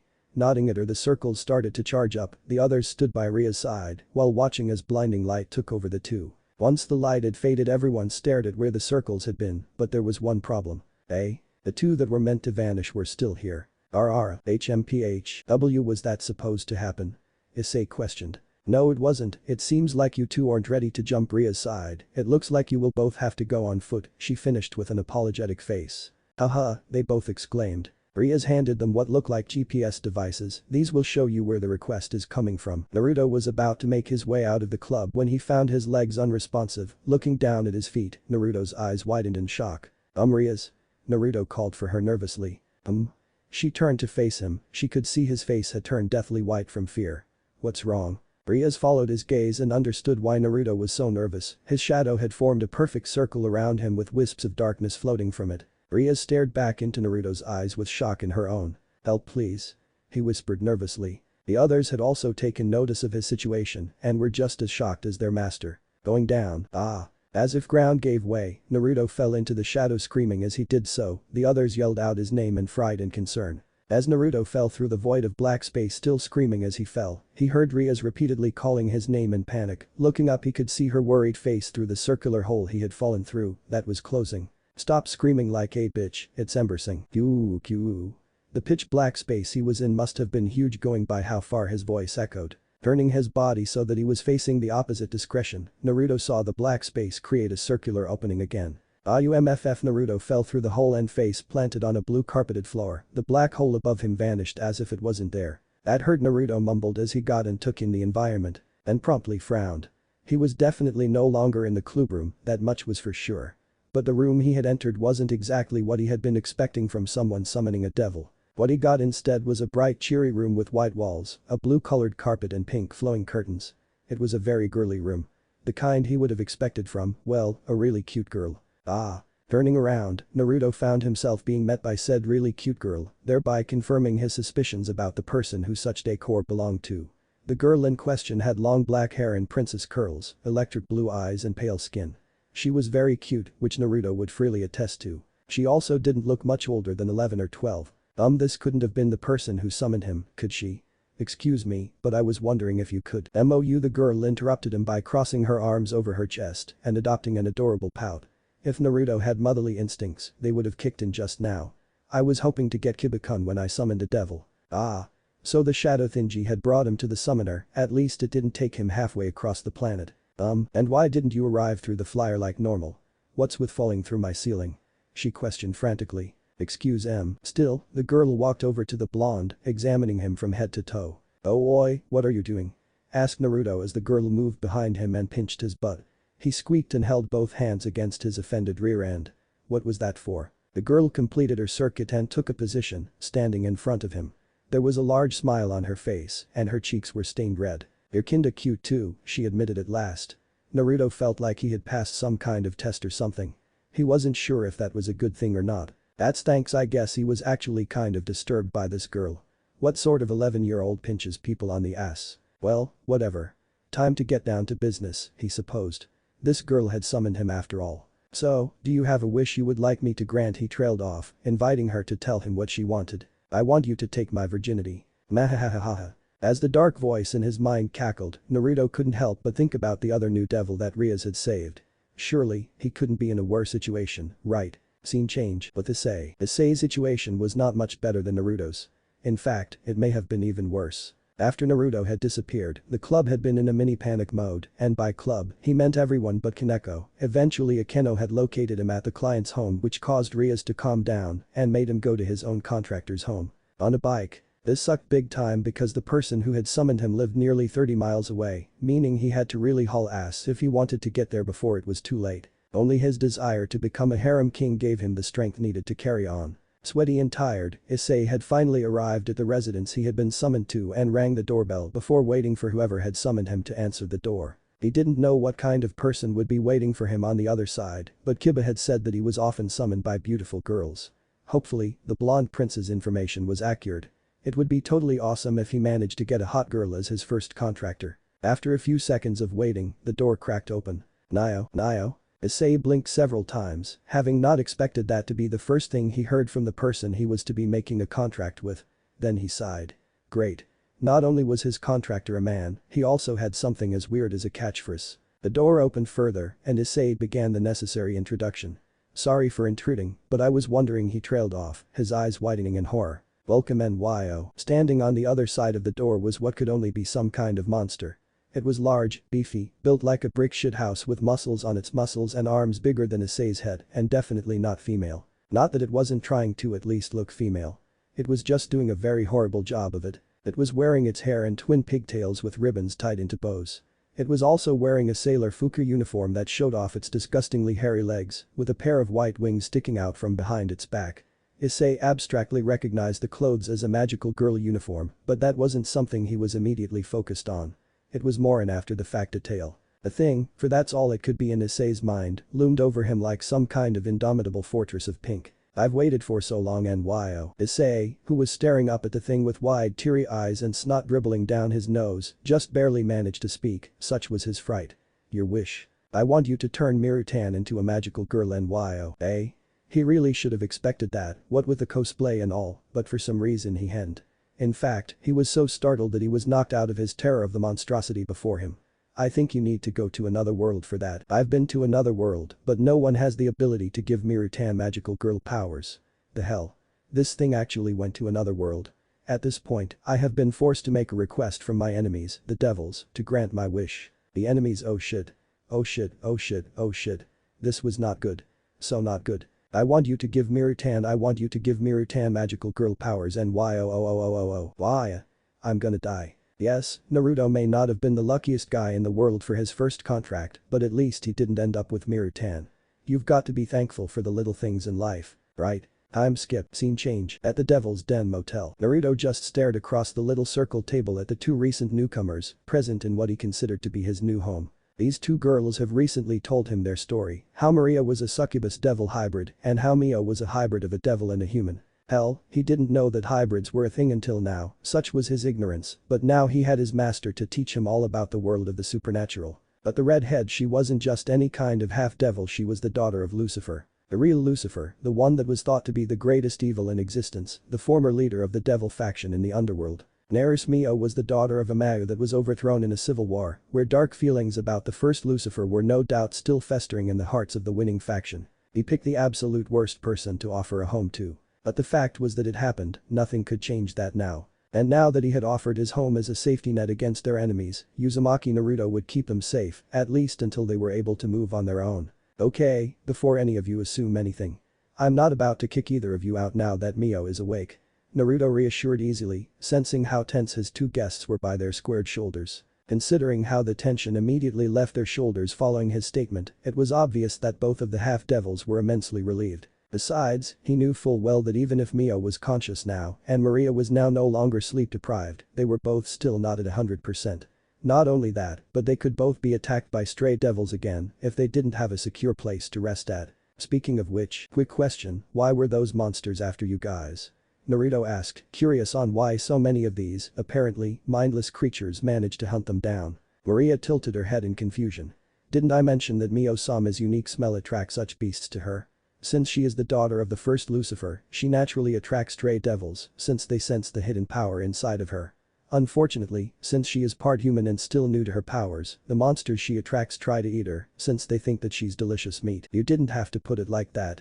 The redhead grumbled in soft protest. The succubus sweat dropped by this point, shrugging helplessly at her usually reserved charge. Although she seemed to be taking the situation lightly, she actually was genuinely worried whether the stray devils would drive them from this new temporary home of theirs. Just like every other time they tried to settle down somewhere. Naruto massaged his temples as he took in all the information from the two, maybe he could get Rias to help them out or something. Are you sure you're okay with us being here, Naruto-san? Milo asked him nervously. The blonde blinked and focused his gaze on the redhead, quietly studying her. She was unconscious when Naruto and Maria initially met each other face to face, as well as their subsequent conversation. Now that he was looking at her, especially as she cautiously shifted her gaze away from him, he could quickly figure something out about her. She was scared of him. Probably by the fact she was in a strange town, being chased by strange creatures and being in a stranger's home. Naruto Mio was a young girl that had lived a normal life mere months prior to this moment. She, like him, was fairly new to the world of the supernatural. That being said, Maria seemed to have gotten a good impression of this man while she was out and she trusted her guardian's advice. After all, she would be dead without it guiding her when her foster parents were killed. The redhead winced at the thought, still smarting from the fact, but quickly swallowed it down. Smiling at her, of course I am, I couldn't just leave you guys high and dry, plus I have the space, so as long as you both don't mind sharing one bathroom, then you guys are welcome to stay here for as long as you like. Even while he was speaking, the young man was nervously scratching his head, a gesture which Maria thought to be really cute. Ah, thank you so much, Naruto-sama. We are very grateful for your hospitality. Maria stood bowed deeply to him. Naruto twitched, not used to being treated so formally. You don't need to be so formal with me, you guys can just call me Naruto. No need or Sama-san, he said as he scratched his head nervously. Hi Naruto-sama. Maria's bright smile did nothing to distract him from the fact that she had completely ignored him. But he had to ignore that for the moment in order to address something more important. Ground rules. Alright, since we are going to be living with one another for a while, I guess we'll have to come up with some ground rules, Naruto stated clearly, leaving no room for interpretation. Both girls nodded in understanding, grateful to even be having a place to crash at all. First, don't practice any of your magic inside the house, unless it doesn't blow up. Second, both of you will have some chores to do to help out around here. Third, I want you guys to teach me everything you know about the supernatural world, cool? The whiskered teen emphasized, trying to be unwavering on these points. To be truthful though, the chores thing was something that he just made up on the spot while he was thinking about the rules that he could place. Naruto knew he wasn't the tidiest person and that having these two living here, he could get out of cleaning his home. But the other two rules were very important to emphasize. For one thing, he didn't want their new home to be blown to smithereens, and by getting the two to teach him about the supernatural world, then he would be able to adapt to his new life as a devil easier. Meanwhile, both girls shot glances at one another once Naruto finished laying out his ground rules, speaking without words. After a brief pause, they both eventually nodded and turned back to the blonde, prepared to agree to his terms. A safe haven with rules was infinitely better than no safe haven at all, as they could actually take a breather from their consistently dangerous lives on the run. The crimson glow from behind them caught their attention. They all turned to see a magic circle that was familiar to Naruto. However, Mio and Maria quickly took defensive stances behind him, thinking that an attack was imminent. Once the magic subsided, Rias stood in place of the transportation circle holding a familiar red and black box. Ah, Naruto. I was just stopping by to drop off your uniform and see how you did on your first contract, she said with a smile. She soon lost her smile when she noticed that her cute new servant wasn't alone. In fact, her features took on a more stern look. Oh hello, I didn't know you had company, Naruto, Rias said to him pointedly. Naruto blinked in confusion, wondering why Rias was being hostile. Hi Rias, how's it going? Her eyes seemed to sharpen at him. Everything is well, thank you, but aren't you going to introduce me to your friends? He heard both Mio and Maria take a sharp breath behind him. He turned to face them and could see the fear in their eyes. While Maria seemed scared, he could tell she was ready to fight if need be, but Mio looked terrified, like she was paralyzed from the mere sight of Rias. But why? Why were these two girls so afraid of Rias? Sure, the look she was giving them at the moment was a little intimidating, but he was sure that once he explained the situation, everything would be cool. After all, once they see that she is just a normal girl like them, then wait, a normal girl like them, a normal girl like them, a girl like them. Oh, they weren't afraid of this girl, they were afraid of this devil. Maria had said that they were being hunted by the underworld, meaning they saw Rias, a devil, as a threat to their safety. which meant he couldn't tell Rias the truth about who these girls were. If Rias found out that Mio was the daughter of the original demon lord Lucifer and told the underworld where she was, then who knows what could happen to them. He needed to find a way to protect their identities from his master and make sure she didn't get suspicious. This is they are. He looked back and forth between Ria's stern gaze and Mio and Maria's nervous stares. His eyes locked with Mio's. He could see how scared she was that their secret was about to be exposed to this devil. Why protect them? They are nothing to us, cast them out. Shaking his head at the voice, Naruto steeled himself against Ria's gaze. This is Mio and Maria Neres. They are old friends of mine. They just lost their home and have nowhere to go, so I offered them a place to stay here with me, Naruto. Mio and Maria breathed a sigh of relief when Naruto didn't rat them out to the devil in front of them. He turned to face them with an arm gesturing towards Rias. This is Rias Gremory. She's a new friend of mine that's helping me with work. Helping me with work around town. Me, Naruto. The girl's sweat dropped at their introduction. He does realize that we saw her using a magic circle, right? Mio thought as she stared at the blonde fool in front of her. You do realize that they just saw me appear by a magic circle, right, Naruto? Rias dryly stated. Ah, he fucked up. Allow me to correct this for you, Naruto, before you try telling any more lies. Yes, my name is Rias Gremory, and I am a devil, and more importantly I'm this young man's master, meaning he is mine, she stated firmly. Now if you could both please tell me the truth to what you are and why you are with my cute little servant. Rias finished with narrowed eyes. Mio gulped at Ria's tone. She knew that if she told them who they were then it would end very badly for them. After all, this was Rias Gremory. She knew exactly who this girl was and more importantly who she was related to. To find out their blonde-haired savior was a servant to the Gremory family was like a cruel joke. Well? Rias pressed as her eyes flashed red for a brief moment. Mio tried to speak, she really did, but the fear of what this girl and what her family could do to her was enough to make her feel like she was joking. My apologies, Gremory-sama. Rias suddenly bowed deeply to Rias, much to the shock of Naruto and Mio, while said girl was surprised at her actions. We meant no disrespect towards you or your family, nor did we intend to have your servant lie to you for us. It is true that we are not close friends to him, but it is true that our home did burn down. However, due to who and what we are, we have been hunted for the past few weeks by all kinds of supernatural creatures. We would have died this morning if not for Naruto-sama saving us and letting us use his home to heal and rest. Please believe that we mean no harm towards you or your family, Maria finished. Mio and Naruto stared at Maria slack-jawed, while Rias held an unreadable expression. Rise, Maria, Rias commanded. Doing as she was told, Maria stared into pure blood's teal-colored eyes. Not breaking her gaze with Maria, Rias continued, come here, Mio. Gulping, Mio did as she was ordered and stood beside Maria. Now then, Rias started. First of all, I wasn't to say thank you for telling me the truth, even though I had to force it out of you. Both Maria and Mio looked a little sheepish at her words. Well, I'm sure you haven't told me the whole truth. I will respect your privacy and not force you to tell me why you are being hunted, though going by your demonic power, I'm going to assume that you're both hybrids. Ria's guess was confirmed by the girl's shocked and fearful expressions, while Naruto looked bewildered at the revelation. Seems like you didn't sense that, Naruto. Don't worry, you will learn all kinds of powers and skills from your new life as a devil under the Gremory house, she told him with a knowing smile, causing him to blush at her beauty. Rias turned her gaze back. This can be a little lesson for you then. Well, it's not forbidden. The conception of a child from two different races isn't exactly what's the word. Encouraged, due to many purebloods believing that the child is disgrace to the bloodline, there have been many times where the child's parents have either killed, abandoned and even abused the child. As Rias spoke, Naruto's eyes grew wide and his blood went cold. Hearing what these children went through, hybrid or not, filled him with emotions he was very, very familiar with. Sadness, anger, disbelief, loneliness. Hatred. Remembering something, Naruto. Shaking his head at the voice, Naruto turned his focus back to the girls. Of course not all hybrid children live this way, but most have either lived or are currently living that way. Rias finished. Did you two live that way? Naruto interrupted. No, Naruto-sama, until recently Mio-sama didn't even know she was hybrid and lived peacefully with her family, that is until her powers started to emerge and stray devils started to sense her. I myself have known what I am for a while and learned how to handle myself, Maria said while Mio nodded nervously. I see. I myself hold no hate for hybrids, nor do I condone their treatment from others, which you will come to see soon enough. But know that you two will receive no prejudice from myself nor my family. Mio and Maria visibly relaxed at her words. However, with you two not only entering my territory but also living with my servant, the both of you from now on will be under my watch, and that also means my protection as well, Rias said as the girls went from wincing at her tone to smiling at her gratefully at her words. Naruto smiled as well at the show of kindness from the elder Rias. Thank you so much, Gremory-sama. Thank you so much, Gremory-sama.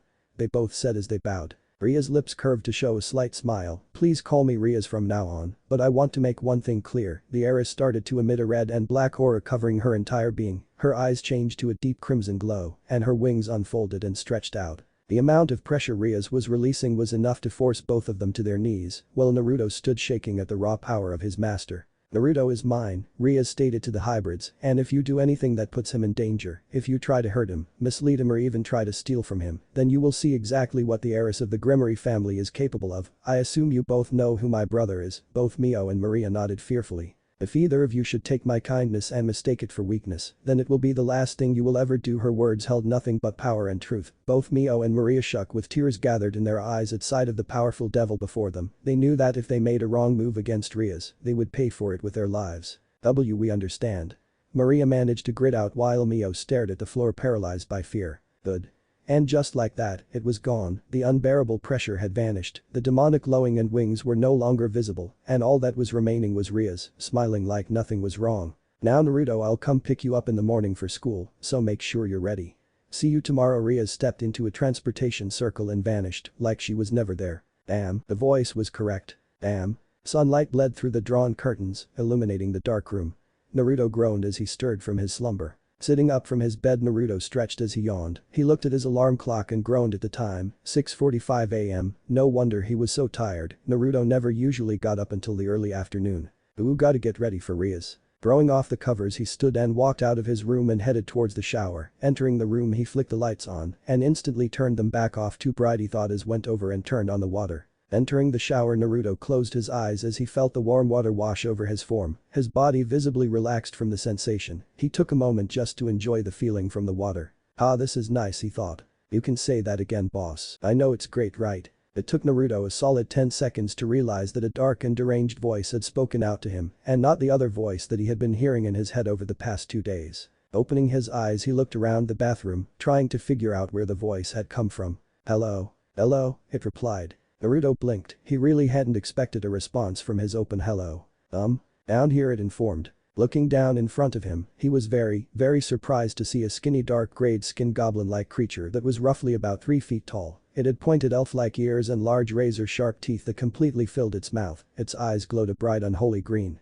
It wore nothing other than thin dirty brown loincloth. It was also in the shower with him. It gave him a lopsided grin as it raised its 4-finger clawed hand and gave him a wave. Good to meet you, boss. Jesus fuck.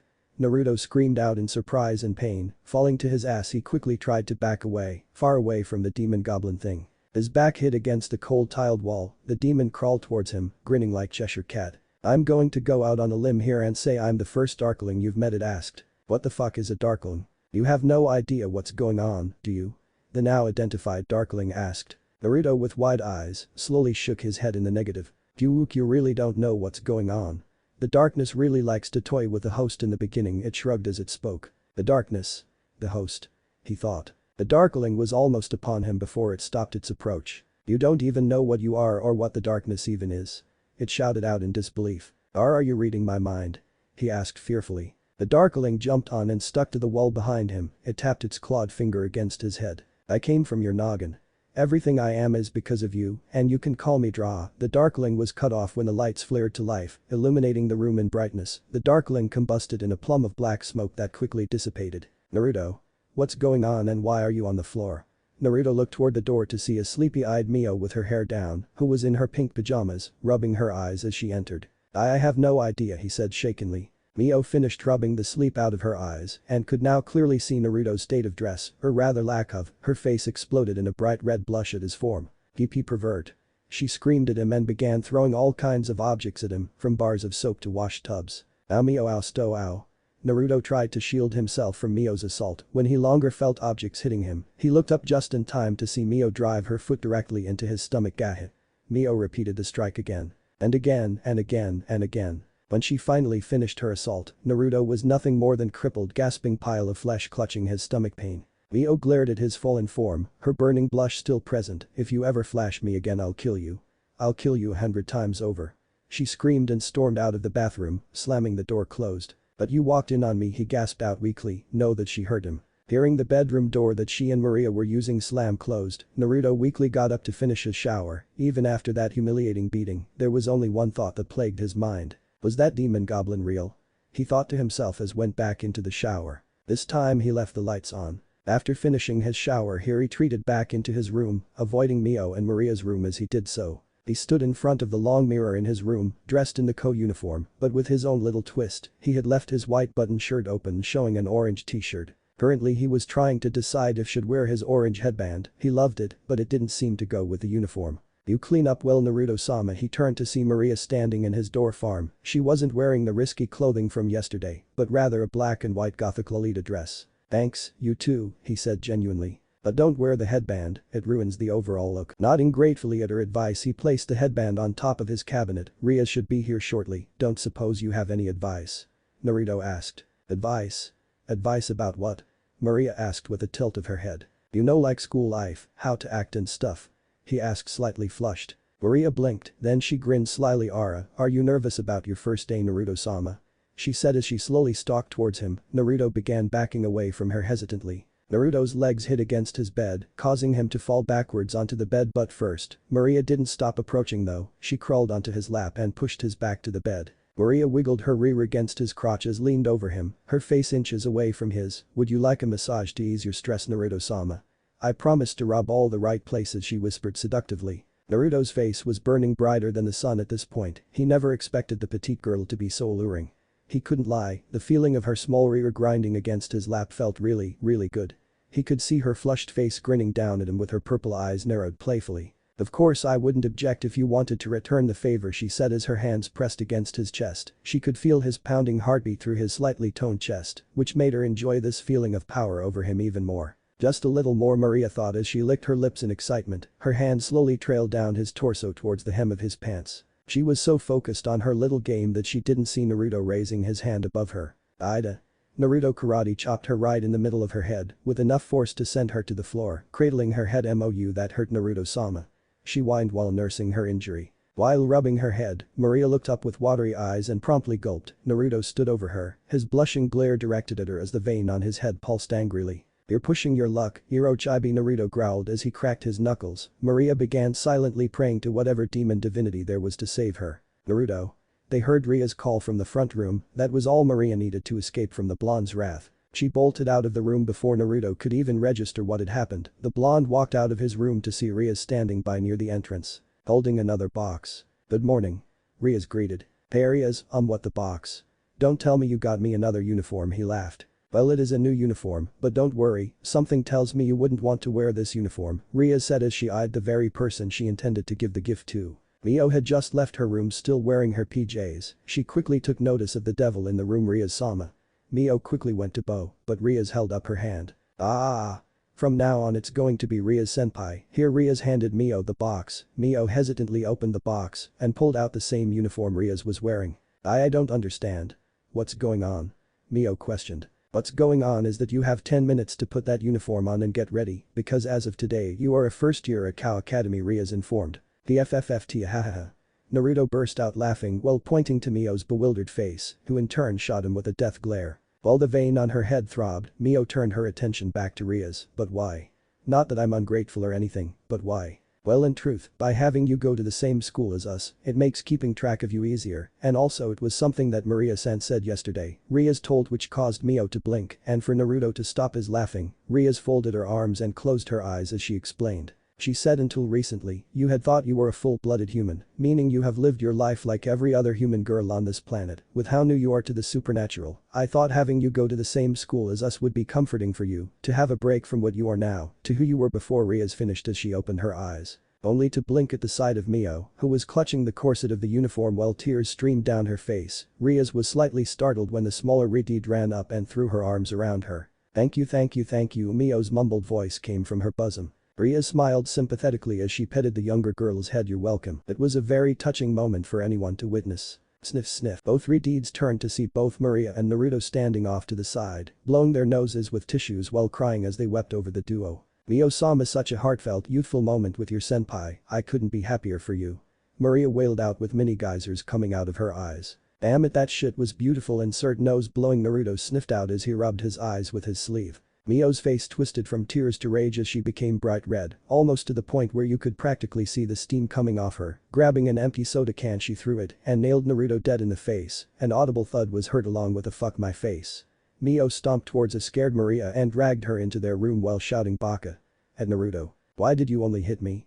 he called out weakly while Rias giggled at his predicament. "It's quite lively here, isn't it?" she asked. "That's your fault," as he pinched his nose. Giggling at her servant, Rias sat down on the old couch and gestured to him to sit next to her. "Come here, let me take a look at you." Naruto shrugged as he sat down next to her. "Come on, let me see." Doing as he was told, he moved his hand away for Rias to see. "Nothing broken, just a little bit of blood. I'll fix you up." Rias cupped his cheek and a soft red glow spread over her palm. The soothing glow made him relax to the point he closed his eyes to enjoy the feeling of her magic. As she was healing him, Rias took the time to look around Naruto's apartment. Last night she didn't take notice of the surrounding environment due to finding Naruto with the two strange hybrids, but now that she was actually looking at his place, it was a dump. She would have to fix that. She turned back to Naruto and cut the flow of magic. All done. When he opened his eyes he found himself staring straight into Ria's teal orbs and she into his ocean blues. Even though he was holding eye contact, he could still see her whole face, her beautiful crimson hair, her delicious colored light pink lips, her cute little button nose. She's beautiful. While Rias was in a similar position as him, she could see his bright golden spiky blonde hair, his strong jawline that seemed to have no fat hidden anywhere, his jagged whisker-like scars lines that made him look quite eccentric, and cutie is pretty handsome. "Are we interrupting something?" They turned to see Mio dressed in her uniform with Maria, who had a giant bump on her head most likely from Mio, stood staring at their little exchange. Rias withdrew her hand from his cheek and stood up while straightening her skirt. "Not at all. Are we ready to go?" she asked. Mio's gaze shifted between the two before she nodded slowly, while Naruto stood up with a wide grin. "Let's do this." Time skip, scene change. "Let's not do this." As the four approached the school gates, Naruto had been getting increasingly nervous as they drawed near the educational hell pit. "Stop being a baby," Mio chided at him while she walked with confidence. "Easy for you to say. This school stuff natural for you. I haven't been to school since I was like 8, he rebutted nervously. Entering the grounds they could hear all the students present whispering among themselves. "It's Gremory-sama. She's as beautiful as always. Who is that guy with her? Giba-san." "Nah, that ain't him." "Who cares about him? Look at her. She kind of looks like Gremory-senpai." "The sister. OMG, look at the little one. She's super cute. She's like a loli maid." Rias and Mio seemed not to take notice of the comments, while Maria looked like she was enjoying all the attention she was getting from the students, going by the way she purposely made her dress bounce in the wind to show off her petite legs. All this useless flesh. Naruto blinked, he had honestly forgotten about the voice in his head. "Oh hey, where have you been?"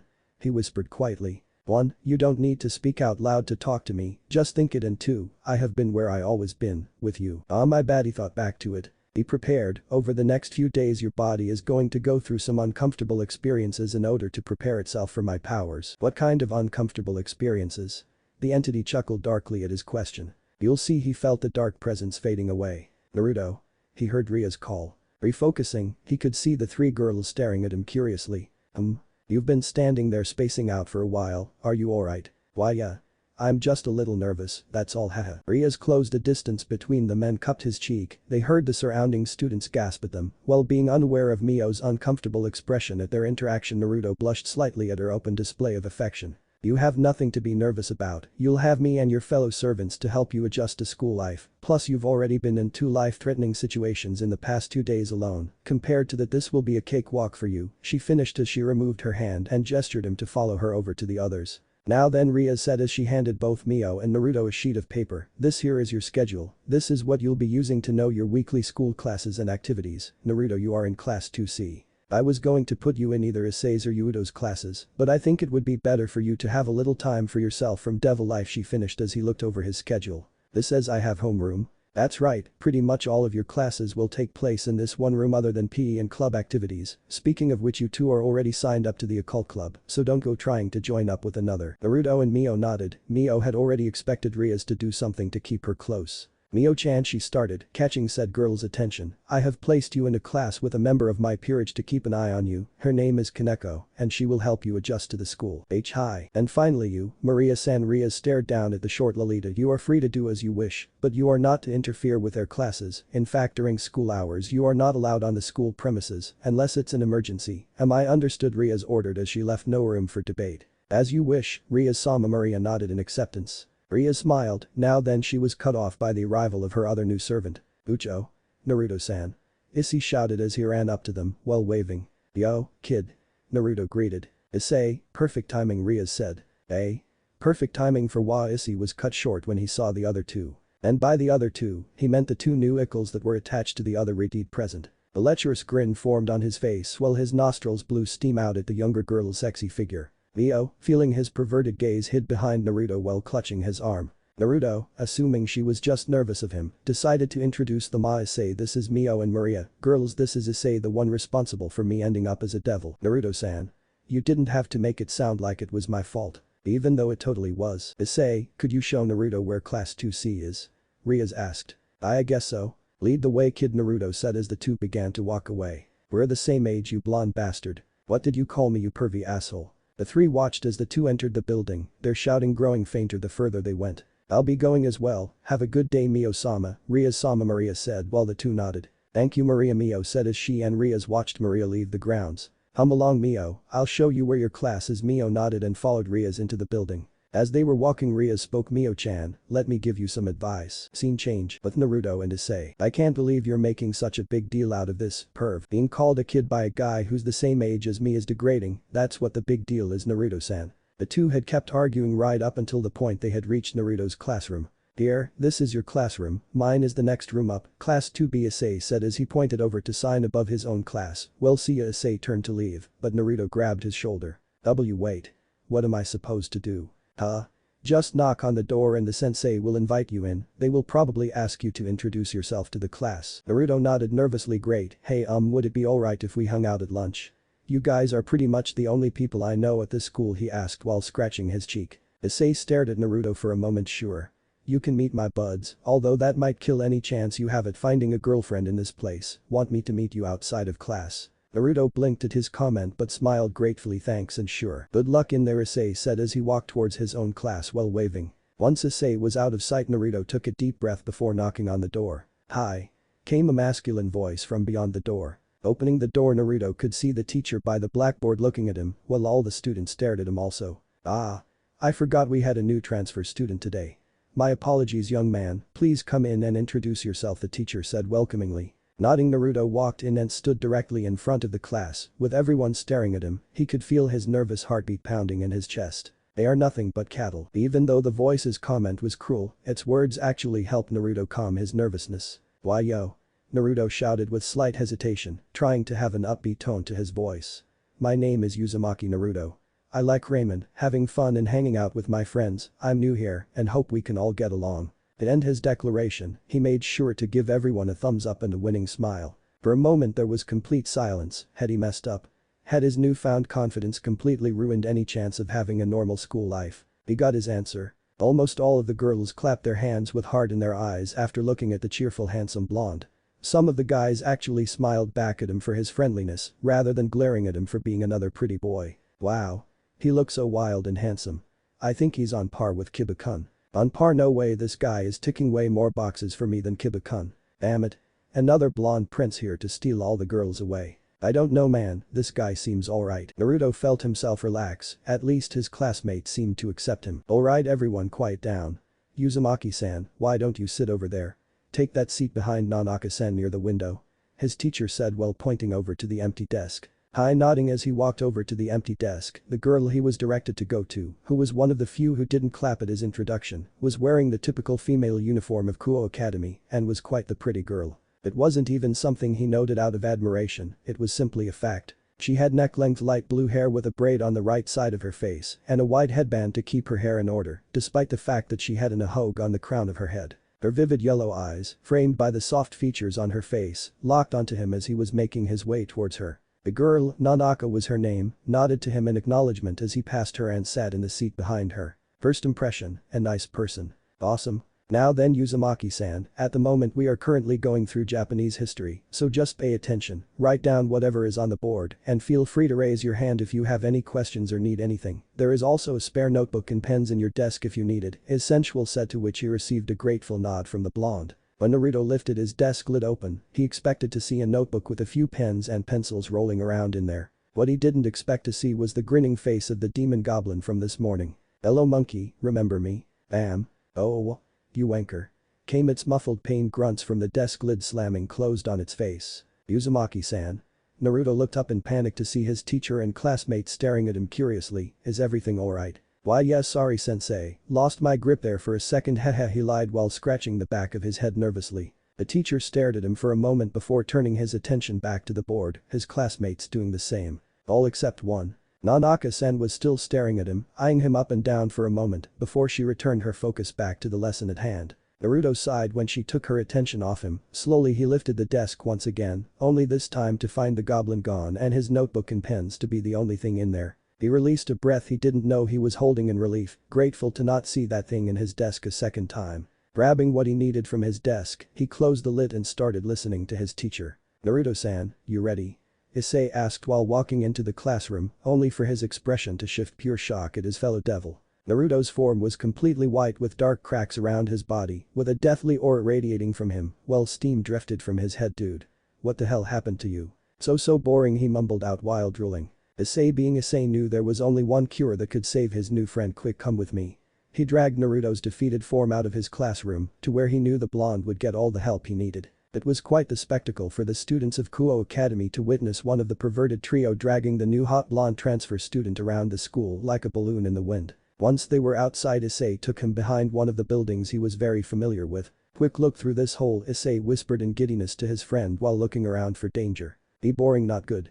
The blonde's mind was mush and non-functioning. You better appreciate this, you team. Grabbing his head, Issei lined up Naruto's left eye to the opening of the hole. Naruto had no idea where he was, the last thing he could remember was his sensei talking about the Sengoku warlords before passing out from boredom. With his conciseness returning, he could have sworn that he could hear Issei's voice telling him to do something. He blinked, the light from inside the hole was clearing and his vision focusing. Now, Issei had intended for Naruto to see the beautiful bouncing bazongas to settle his tormented soul. That was not what Naruto saw. Corpses, rotting walking corpses covered in dark dirty blood, most were missing limbs, some had their stomachs gouged open, and while others looked like they had fought a T-Rex and lost, he recognized most of the faces as his new classmates as their dead beings stumbled around the room. Naruto felt himself choke on his own breath as he stared through the hole at the mutilated bodies stalking around the room, his body frozen from fear. As he was staring, an unmoving lifeless wide eye suddenly appeared in the hole, staring straight back at him, unblinking.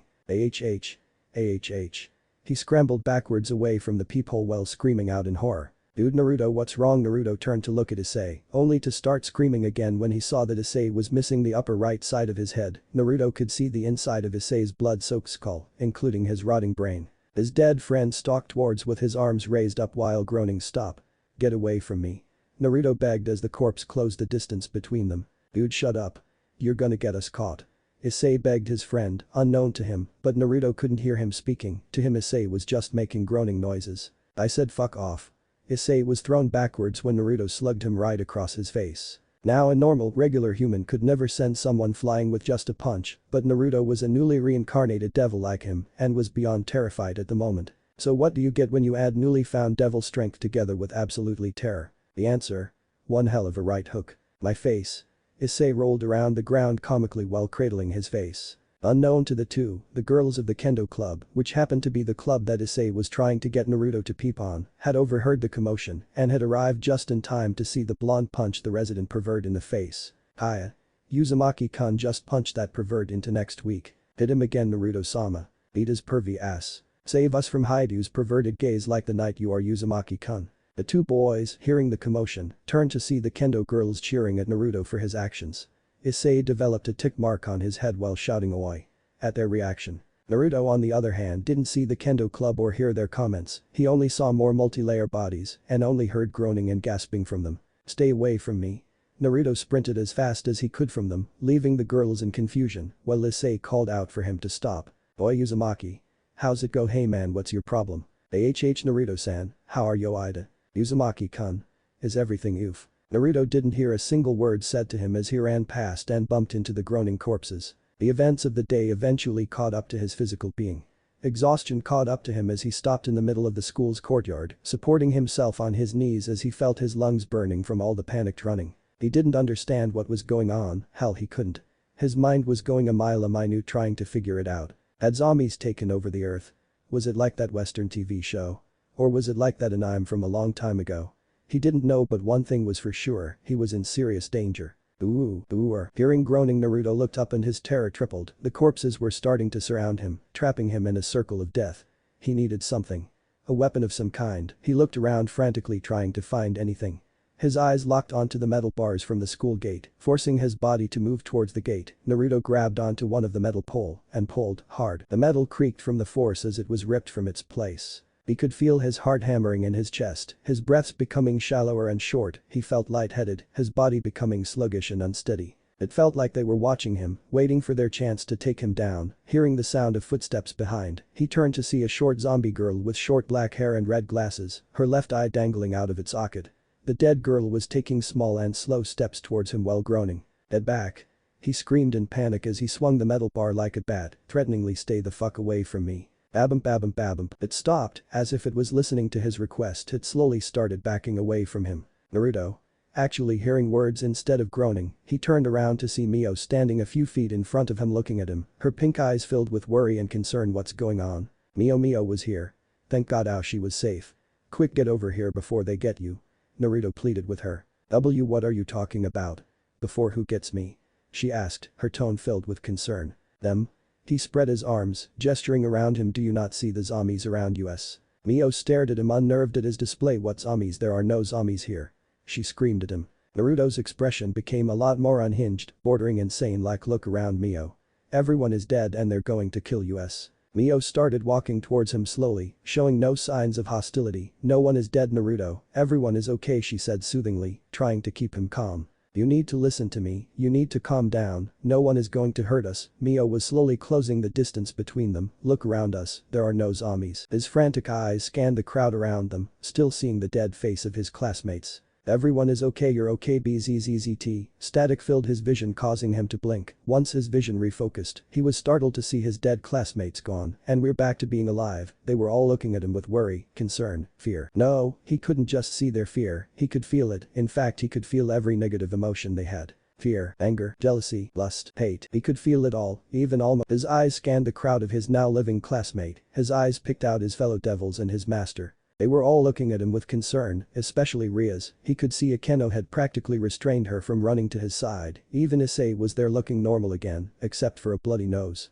His grip on the metal bar slackened, allowing it to hit the ground with an audible clang, an action that made Mio smile in relief. Seeing her reassuring smile had a calming effect on him. Babum babum babum babum. That's it. Mio was almost in front of him, reaching her hand out to him. Now Mio began as static filled his vision once more. The Mio in front of him was gone and was replaced by something else. It was Mio, but it wasn't at the same time. This Mio could only be described as wrong. Her body was perfectly fine, but her face, oh god, her face. Her mouth had been ripped open to making it look like she had a Glasgow smile, stretching right up to her cheekbones. He could see the small streams of blood leaking out from the corners of her mouth. Her eyes were gone. Empty black void stared back at him with crimson tears flowing out them, dripping down onto her clothes. Bzzzt. Static filled his vision again. The torturing image of Mio still remained in front of him, but now everyone present looked similar to her. Babum babum babum babum. The dead Issei was back, while still missing part of his skull. Naruto could see that his left arm from the elbow down had been completely ripped off, leaving the insides of his arm completely visible. The dead Kiba had been impaled with multiple steel pipes throughout his body. One looked like it had been forced through his right eye and out the back of his head. The dead Kaneko had been split down the middle, from the top of her head down to the middle of her stomach, making her look like a split bloody hot dog. The insides of her body visible for all to see as both the right and left sides of her body hung in opposite directions. He looked at the dead Akeno. Well, she wasn't as mutilated as the others on the front of her body. It was on the other side that was horrifying to look at. Her back had been sliced open. Her broken and snapped ribs had been pulled back, making it look like she had received the old Viking blood eagle method. The dead Rias looked like she had just walked out of a volcano. What remained of her burnt black flesh was hanging from her form. He could see what was left of her roasted hardened skin. If anyone who knew Rias saw her like this, they wouldn't know it was her. There would be no way for them to know who it was. All her features that made her recognizable as Rias were gone. All except one thing. A small patch of her crimson hair remained on the back of her head. The nightmare Mio drawed his attention back. She was right in front of him, her blood-soaked hands reaching towards his face. Come with me, Ani-chan. Babum babum babum.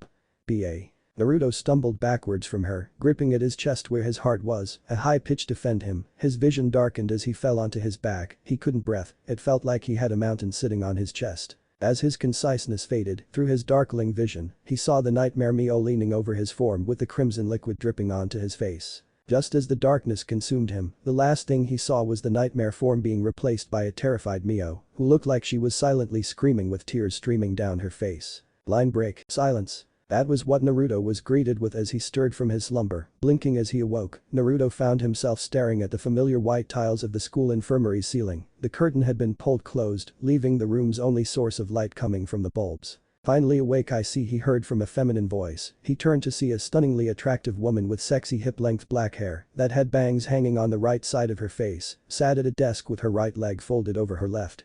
She had emerald-colored eyes, a mole under her left eye, red round glasses, one earring on her left ear and a voluptuous figure. Dear God, they were huge, even bigger than Rias and Mio's, maybe even Akeno's. She wore a green knitted turtleneck, a tight black miniskirt, along with her cross-garter motif stockings, and a white lab coat. Naruto blushed at the sight of the goddess before him. What happened? He asked as he sat up from the bed. The woman stared at him with little to no emotion. A heart attack, Uzumaki. B.A.? You had a heart attack and collapsed in the school's courtyard, and then you were brought here to me, the school's nurse, she explained. As she spoke, had flashes of visions of what had happened before right up until the point he had passed out. He looked to the nurse with worry embedded in his expression. Is everyone okay? Is Mio alright? You should be more worried about yourself. It's not common for a healthy 17-year-old boy to suffer from a heart attack. Have you been doing anything strenuous? Or did something happen to you? The nurse asked. Naruto didn't know what to say. He couldn't say anything about the voice in his head, the darkling that kept stalking him, or the fact that he had seen pretty much the whole school as walking corpses. I have been feeling a bit stressed, he said in half-truths. The nurse stared at him, knowing full well that he wasn't telling her the whole truth. Is that so? Well, I recommend not pushing yourself too hard, or you'll find yourself in an early grave, Uzumaki. I will, thank you. For the first time since he had met her, the nurse smiled slightly. Hasegawa Chisato. Thank you, Hasegawa-sensei. Naruto bowed slightly to her. Chisato stood up from her chair and walked towards the door. Classes are over, so get some rest. You can stay here until you're feeling better, but I recommend going home soon and getting a full night's sleep, maybe have something filling to eat, like ramen. She said as she left the room, flicking off the lights as she did. Naruto grinned. He liked his sensei's taste in food. Man, what a fine piece of ass she was, eh, monkey? Naruto's head spun back round to where his teacher had been sitting, to see the darkling from before sitting the same way she had been. Its eerie glowing green eyes stared at him in amusement. It's you again, he said hesitantly. Well, now that I'm finally able to appear without interruption, the darkling said before it jumped onto the metal frame of the bed. Why don't we finish our chat from this morning, eh, boss? The darkling said as it grinned at him menacingly. So what do you want to talk about? Naruto questioned. No need to be so jittery, monkey. After all, I'm here to serve you, the darkling told. Serve me? That's right. I came from your noggin, everything I am is from you. You said that this morning as well. Naruto remembered the creature saying that. Yes, I did, and I would have been able to tell you all of this morning if that little red-haired cunt hadn't interrupted us. Aggravation dripped from its words. Don't call her that, Naruto growled back as he stood from the bed. The darkling stared at him for a moment before it started chuckling. Or what? You gonna make me, monkey? It said sarcastically. Don't call me that either. This little fucker was seriously starting to piss him off. Call you what? Monkey. I said stop. Monkey keg. The darkling didn't get to finish. Naruto moved at an impressive speed to which the darkling couldn't counter, his hand wrapped around the goblin's throat, pinning it to the wall. Naruto held the darkling higher than himself, glaring up at it as his wings unfolded and flexed outwards, giving him an image of superiority. Enough. Naruto was through playing games with this little troll. He would not let this thing mock him, especially not Mio. Even though the darkling was in danger of receiving a beating, it grinned at him, happy at his reaction. There he is. There's the one we've been waiting for. It said happily. What are you talking about? The darkling reached behind itself and pulled out a black framed hand mirror, with a mirror facing his master. Look, the darkling urged. Naruto held his gaze for a moment before his eyes drifted to his reflection and stiffened. Other than his wings flaring out, his physical appearance hadn't changed at all, except for one thing: his eyes, his normal ocean blues were gone and were replaced with a pair of bright, eerily glowing orangey yellow eyes. In fact, he couldn't see his eyes at all from intense glowing. These weren't his eyes, physically they were, yes, but even with himself looking at them, he could see it. These eyes burned with hate, they yearned for destruction, these eyes wanted to witness death. His eyes never held such darkness behind them before. Was this because of his rebirth as devil? What is this? Naruto barked angrily at grinning darkling. A gift, an inheritance, or a burden you chose? Naruto. The darkling struggled to speak as his master's grip tightened. Naruto held the darkling in place, sighing in agitation. He released the darkling, letting it drop to the ground, his wings folded back into his body as his eyes returned to normal. The darkling rubbed at his throat as it stood up. It doesn't want you to know yet, nearly killed me when I blabbed to you this morning. Did it mean the voice in his head? What did he call it? The darkness. SHHHH. Keep your bleedin' voice down, you idiot. The darkling was quick to try and silence him. Listen to me, whatever you do not go mentioning the darkness around those fake devils, it said to him seriously. Naruto crossed his arms in suspension. Why not? Just trust me, if you don't then everything you know will end. The darkling stared at him as it spoke, never once breaking eye contact. Naruto was still for a moment before nodding. Fine, but in return I want answers. The darkling was silent for a moment, almost as if it was waiting for a response. Fine, but you only get 3 questions, and you can't ask about it, deal? Naruto frowned at the rules but nodded anyway. What happened today?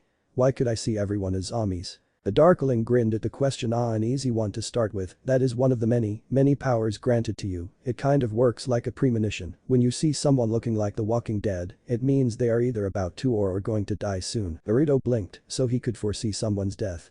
Wait a minute, everyone I saw today looked that way. Does that mean they're all going to die? The darkling shrugged. Who knows? Some of their deaths might have been linked to you while you were freaking out, and once you passed out the prediction passed as well, meaning you weren't the cause of their deaths, or some of their deaths might have nothing at all to do with you. It's not like you can watch a video of each of their deaths, it just shows you who's going to die. Naruto took the information. He could predict people's deaths, but not how it was going to happen. Sure, it wasn't a descriptive power, but with it, he would be able to protect his loved ones better. 1 question left. What? No way, I still have 2 more. No you don't, you used your second question to ask if everyone you saw today was going to die, the darkling argued. No way. That still counts as part of my first question, Naruto refuted. Does not. Does 2. Does not. Does 2. Does. You know what, fine. You have 2 more questions, go. Naruto grinned cheekily at his mini victory before refocusing. It said that my body is going through uncomfortable experiences to prepare for its power. What type of experiences are we talking about? He asked. Well, you've already experienced one from the zombie fiasco, but there's no actual way to determine what you'll go through. Each host's body is different and reacts differently to the powers of it. Hahaha. This one guy actually shit himself when he awakened the powers of it. Hahaha. The darkling started cackling hysterically as spoke. Naruto ignored the cackling of the darkling and focused on what it had actually said. You said hosts. Meaning there has been more than one. What do you mean when you call us hosts? The darkling had ceased its laughing at his question. You sure you want me to answer that?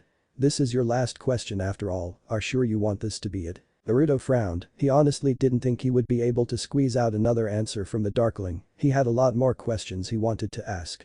But maybe it was trying to detour him away from asking this type of question. The main condition was not to ask about the darkness, but this could give him a little insight to what the darkness was. Naruto nodded once he had made up his mind. The darkling sighed before answering. The vessel or host is what it is bound to. It has no physical form, so it needs a vessel in order for it to manifest here on this world. The host, which is you, is the only one capable of using its powers. There are no others, because once a new vessel is made, it moves on to that vessel to be its next host, leaving the old vessel to die, just like the last host before you. Naruto took in all the information, so he wasn't the first, and he certainly wouldn't be the last either. Once he died, this entity would go on to someone else. I see, so I'm just a vessel for it. Yep, and believe me, that title alone will bring you nothing but misery, the darkling said with seriousness. Naruto raised an eyebrow at the gremlin's words. What do you mean? The darkling's seriousness was replaced with an amused grin. You'll figure it out. The darkling crawled towards the infirmary bed that Naruto had been using. Reaching the bed, it turned its head back towards him. Oh, by the way, its name, the darkness. What about it?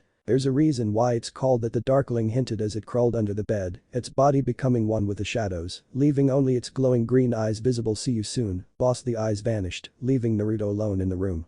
Naruto blinked in confusion at its words. Why did the darkling sound like it was hinting at something? Knock knock, Uzumaki-kun. Naruto turned towards the opening door to see Kiba peeking into the room. A relieved smile bloomed on his face when he saw his fellow devil. Thank goodness you're alright. You gave everyone a terrible scare when you collapsed, he said as walked over to his fellow blonde. Sorry for causing trouble, Naruto said sheepishly as he scratched the back of his head. Don't apologize for something that you can't control, Uzumaki-kun. We're all just thankful that you're alright. You are, aren't you?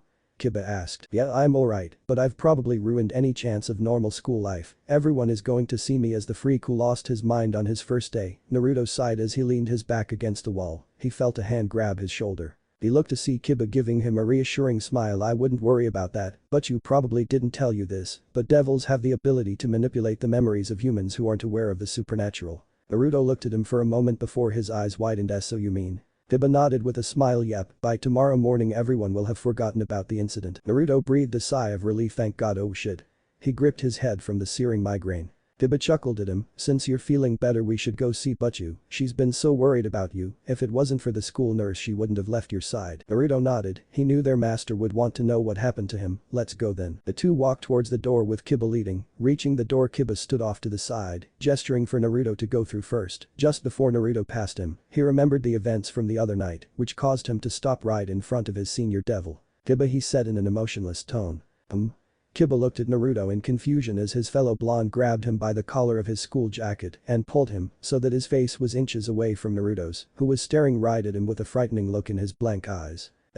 If you ever give me a request like the one from last night, then Rias is gonna need a new servant. Naruto left the threat hanging in the air as Kiba made a silent "oh." Haha, I guess you got Tomo-chan for your first contract. Kiba chuckled nervously before he sent Naruto an unsure look. Did you know? Naruto's glare intensified. Do I look like a child molester to you? He growled out as his grip tightened. Kiba quickly held his hands up in surrender. Oh, of course not.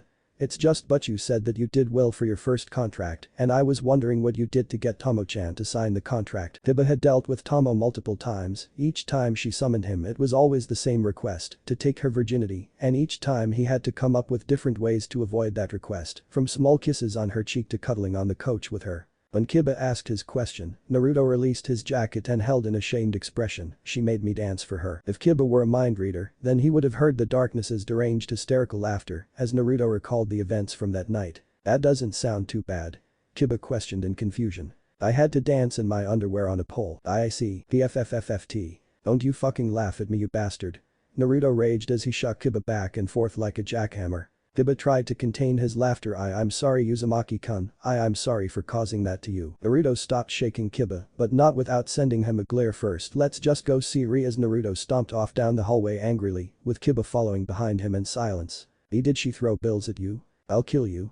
Kiba sped past the enraged Uzumaki, while said blonde charged after him. Scene change. The cult club room. When the two blondes entered the club room they were met with a depressing atmosphere. Everyone present had a worried look on their face as they sat in silence. Rias sat behind her desk with her forehead resting on her folded hands, her shadowed eyes staring straight down at the wooden desk. Akeno stood on her right behind her, with her hands folded over each other down at her waist, and her eyes closed almost as if she was in the middle of a silent prayer. Issei sat hunched over, by himself on the left couch, with his hand supporting his head. Kaneko sat silently on the other sofa as she ate her sweets, but it didn't look like she wasn't all that focused on the delicious treats. What surprised Naruto was that Mio and Maria were here. Mio was sitting next to Kaneko, with her head resting on the coach's armrest, sniffling slightly, while Maria stood behind her with her hand on Mio's shoulder with a downcast look. Naruto looked at Kiba, silently asking what was wrong with him, while he just shook his head at his fellow devil's ignorance. Naruto shrugged at Kiba before letting his presence known. So probably not the best to ask, but do we have any ramen? The depressed group's attention snapped to him as their eyes lit up to see his recovered form, while he grinned at their reaction as scraped the back of his head. Naruto-kun-sama. They all shouted his name respectively in relief, all except for one. Mio, whose face was shadowed from her bangs, jumped up from her spot and charged at him, thinking he was about to receive her wrath. Naruto knitted his eyes as he shielded his face in defense. Instead of feeling her kicks or punches, he felt her slender arms wrap around his form tightly, his eyes opened to see a mop of red hair buried into his chest. His confused eyes looked towards his fellow club's members to see them smiling at their interaction. You've had us all incredibly worried, Naruto-kun, but Mio-chan has been the most distraught since you collapsed, Akeno said while giggling into her hand. In other words, Naruto-sama, hug Mio-sama back, Maria ordered with a sly smile. Listening to her instructions, Naruto hesitantly hugged Mio back, though he did blush slightly when he felt her soft being pushed up against him.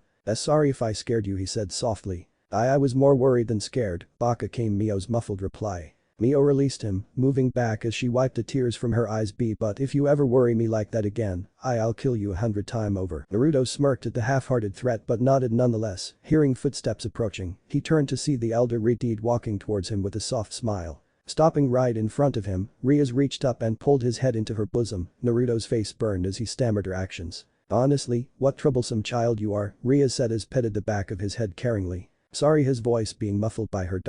Rias chuckled softly. You should be causing trouble for your master so early into your devil life. This better not become a common occurrence, she said jokingly as release his head. Stepping away from him, Rias gestured from him to sit on the couch next to Sei, who smiled at his friend. Once he was seated, Naruto was confused when Mio moved from her previous spot to sit next to him, though she refused to meet his questioning gaze. While Kiba had taken the seat next to Kanenko, who looked uncomfortable by Naruto's presence. Rias, who was now leaning against the front of her desk, crossed her arms while looking straight at him. First of all, how are you feeling, Naruto? She asked. A bit tired, but other than that, fine, I think, Naruto answered honestly. Rias nodded. Good, like Akeno said, you had us all incredibly worried, Mio and myself especially. Seeing you like that was honestly quite terrifying. Yeah man, 1 minute you're complete out of it and the next you're freaking out like you've lost your mind, Issei interjected. Plus you nearly took my freaking jaw off, he finished as he nursed the spot where Naruto had hit him. Naruto sighed as he remembered everything that he saw, the horrifying images of his fellow devils still fresh in his mind. I don't know what happened, but he proceeded to tell them what happened, from the point where Issei had tried to get him to peek on the kendo club, which had earned Issei a dangerous glare from Mio, while Maria gave him a hidden thumbs up at his action.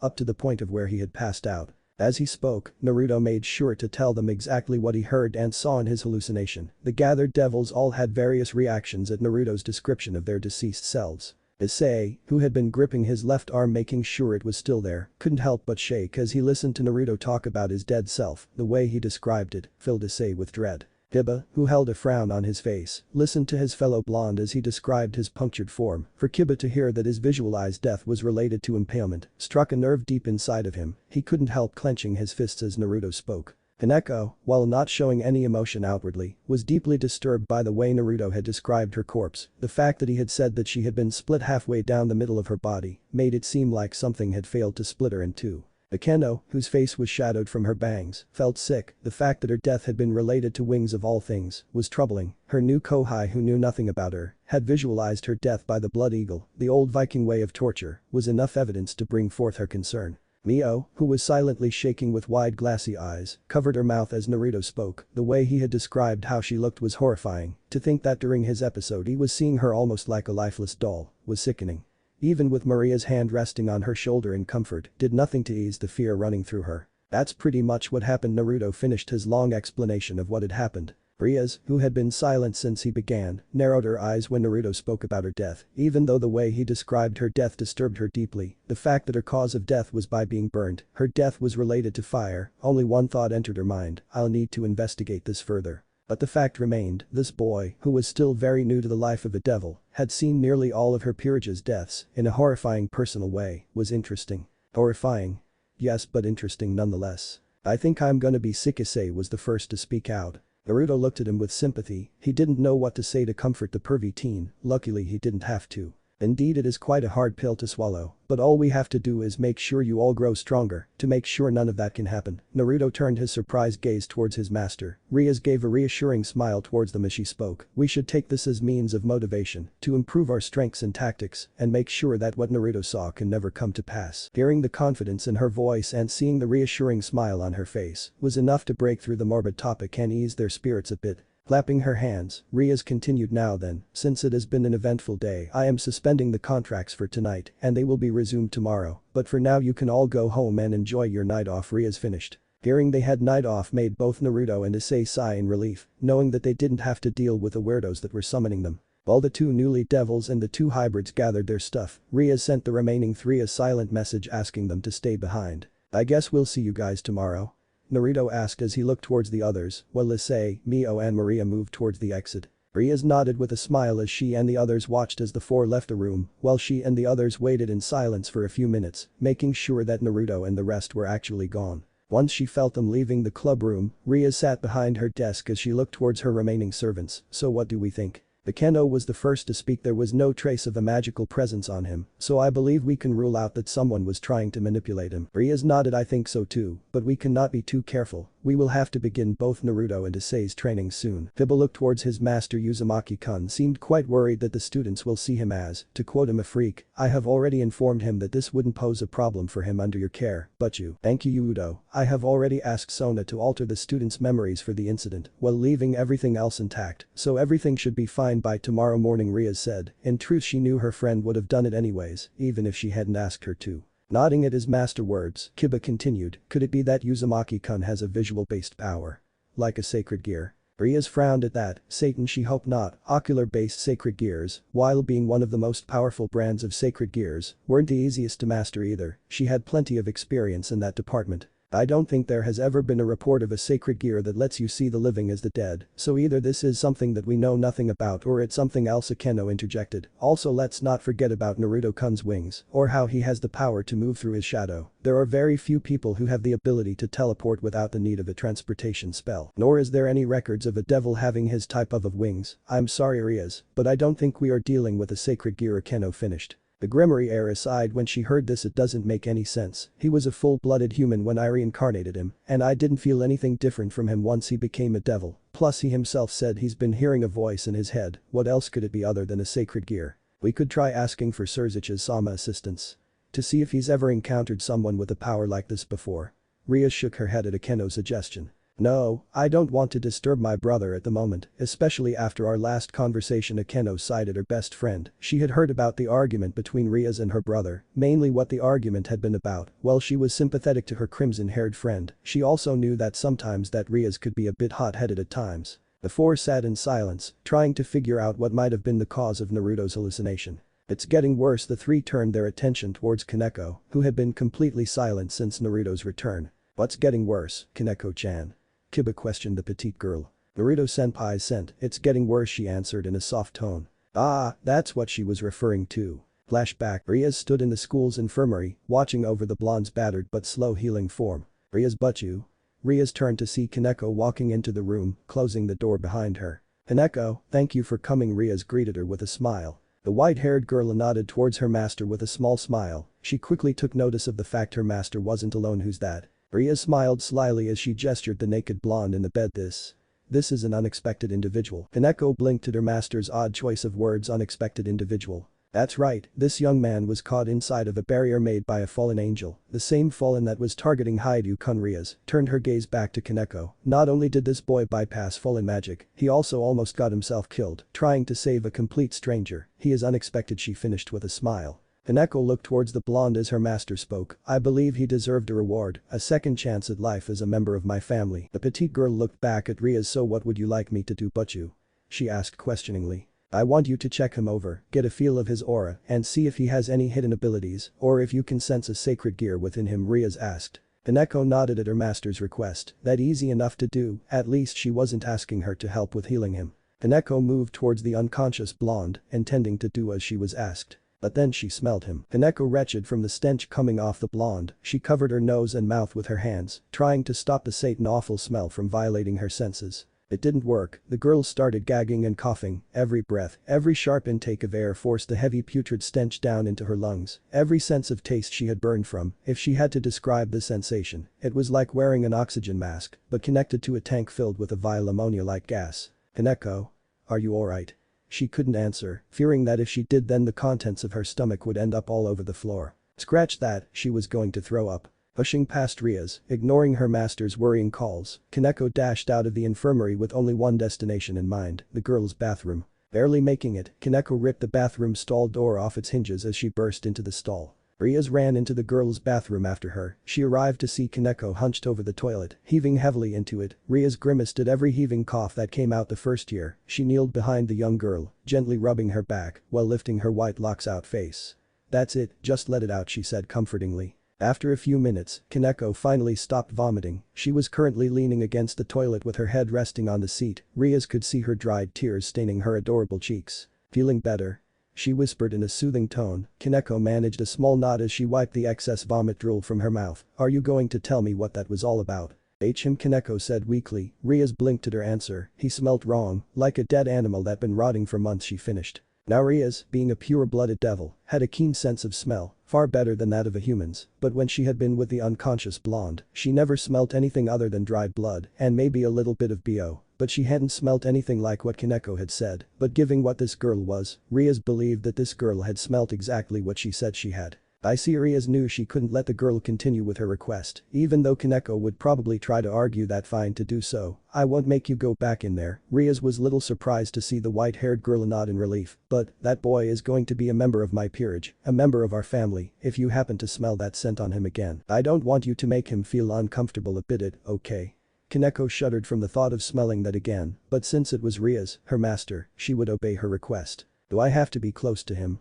She asked with a pleading gaze. Rias shook her head. No, you don't have to be close to him, but I don't want you to make him feel uncomfortable either. Just be polite when you meet him properly, Rias asked. When Kaneko nodded at her request, Rias stood up with a smile. Thank you, now go home and get some rest, you'll be meeting him properly tomorrow. Rias watched as the young girl weakly walked out of the bathroom. Rias was about to leave, as well before she remembered the ruined door. She used her magic to repair the door, before heading back to the sleeping blonde. Walking into the room, Rias stripped out of her uniform, letting her naked form be blessed by the moonlight. She slid under covers with the blonde, embracing his own naked body with her own. She was a little startled when the blonde groaned and shifted in his sleep to start spooning her, with his head resting on her large chest, his arms encircling her, while his legs tangled with hers. Rias couldn't help but chuckle slightly. She couldn't wait to meet him properly, so that she could tease him about this moment. Growing curious, Rias inhaled deeply through her nose, smelling his blonde locks and frowned, a little miffed that she couldn't smell what Kaneko had. Still though, she had plenty of time to learn all about the boy in front of her starting from tomorrow. Laying her head down, Rias drifted to sleep, happy she had gotten not one, but two cute servants.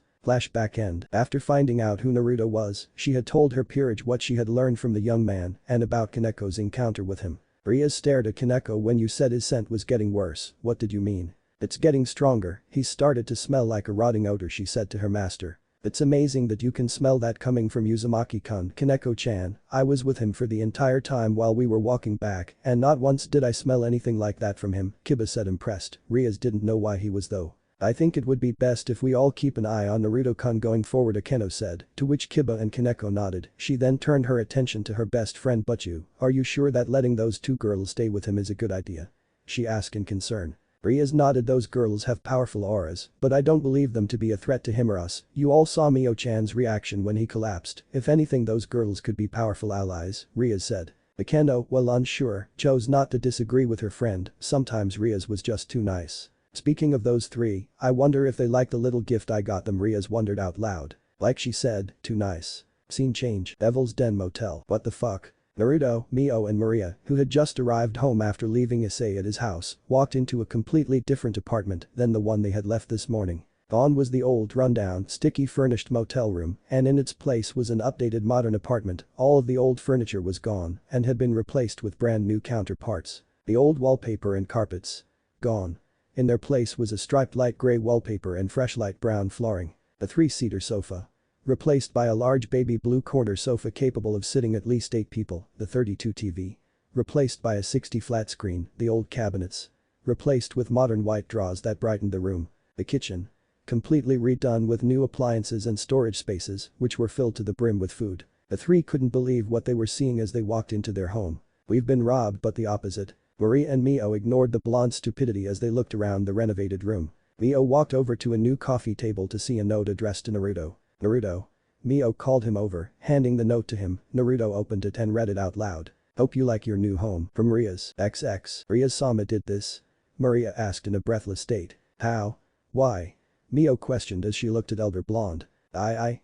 Naruto couldn't even form a sentence as he slumped onto the new comfy sofa. Mio and Maria walked over to their room and peered inside to see that their room had been completely renovated as well. Mio sprinted over to check the bathroom. We have a bath now. She screamed excitedly. Who knew that was what she really wanted? We have new clothes.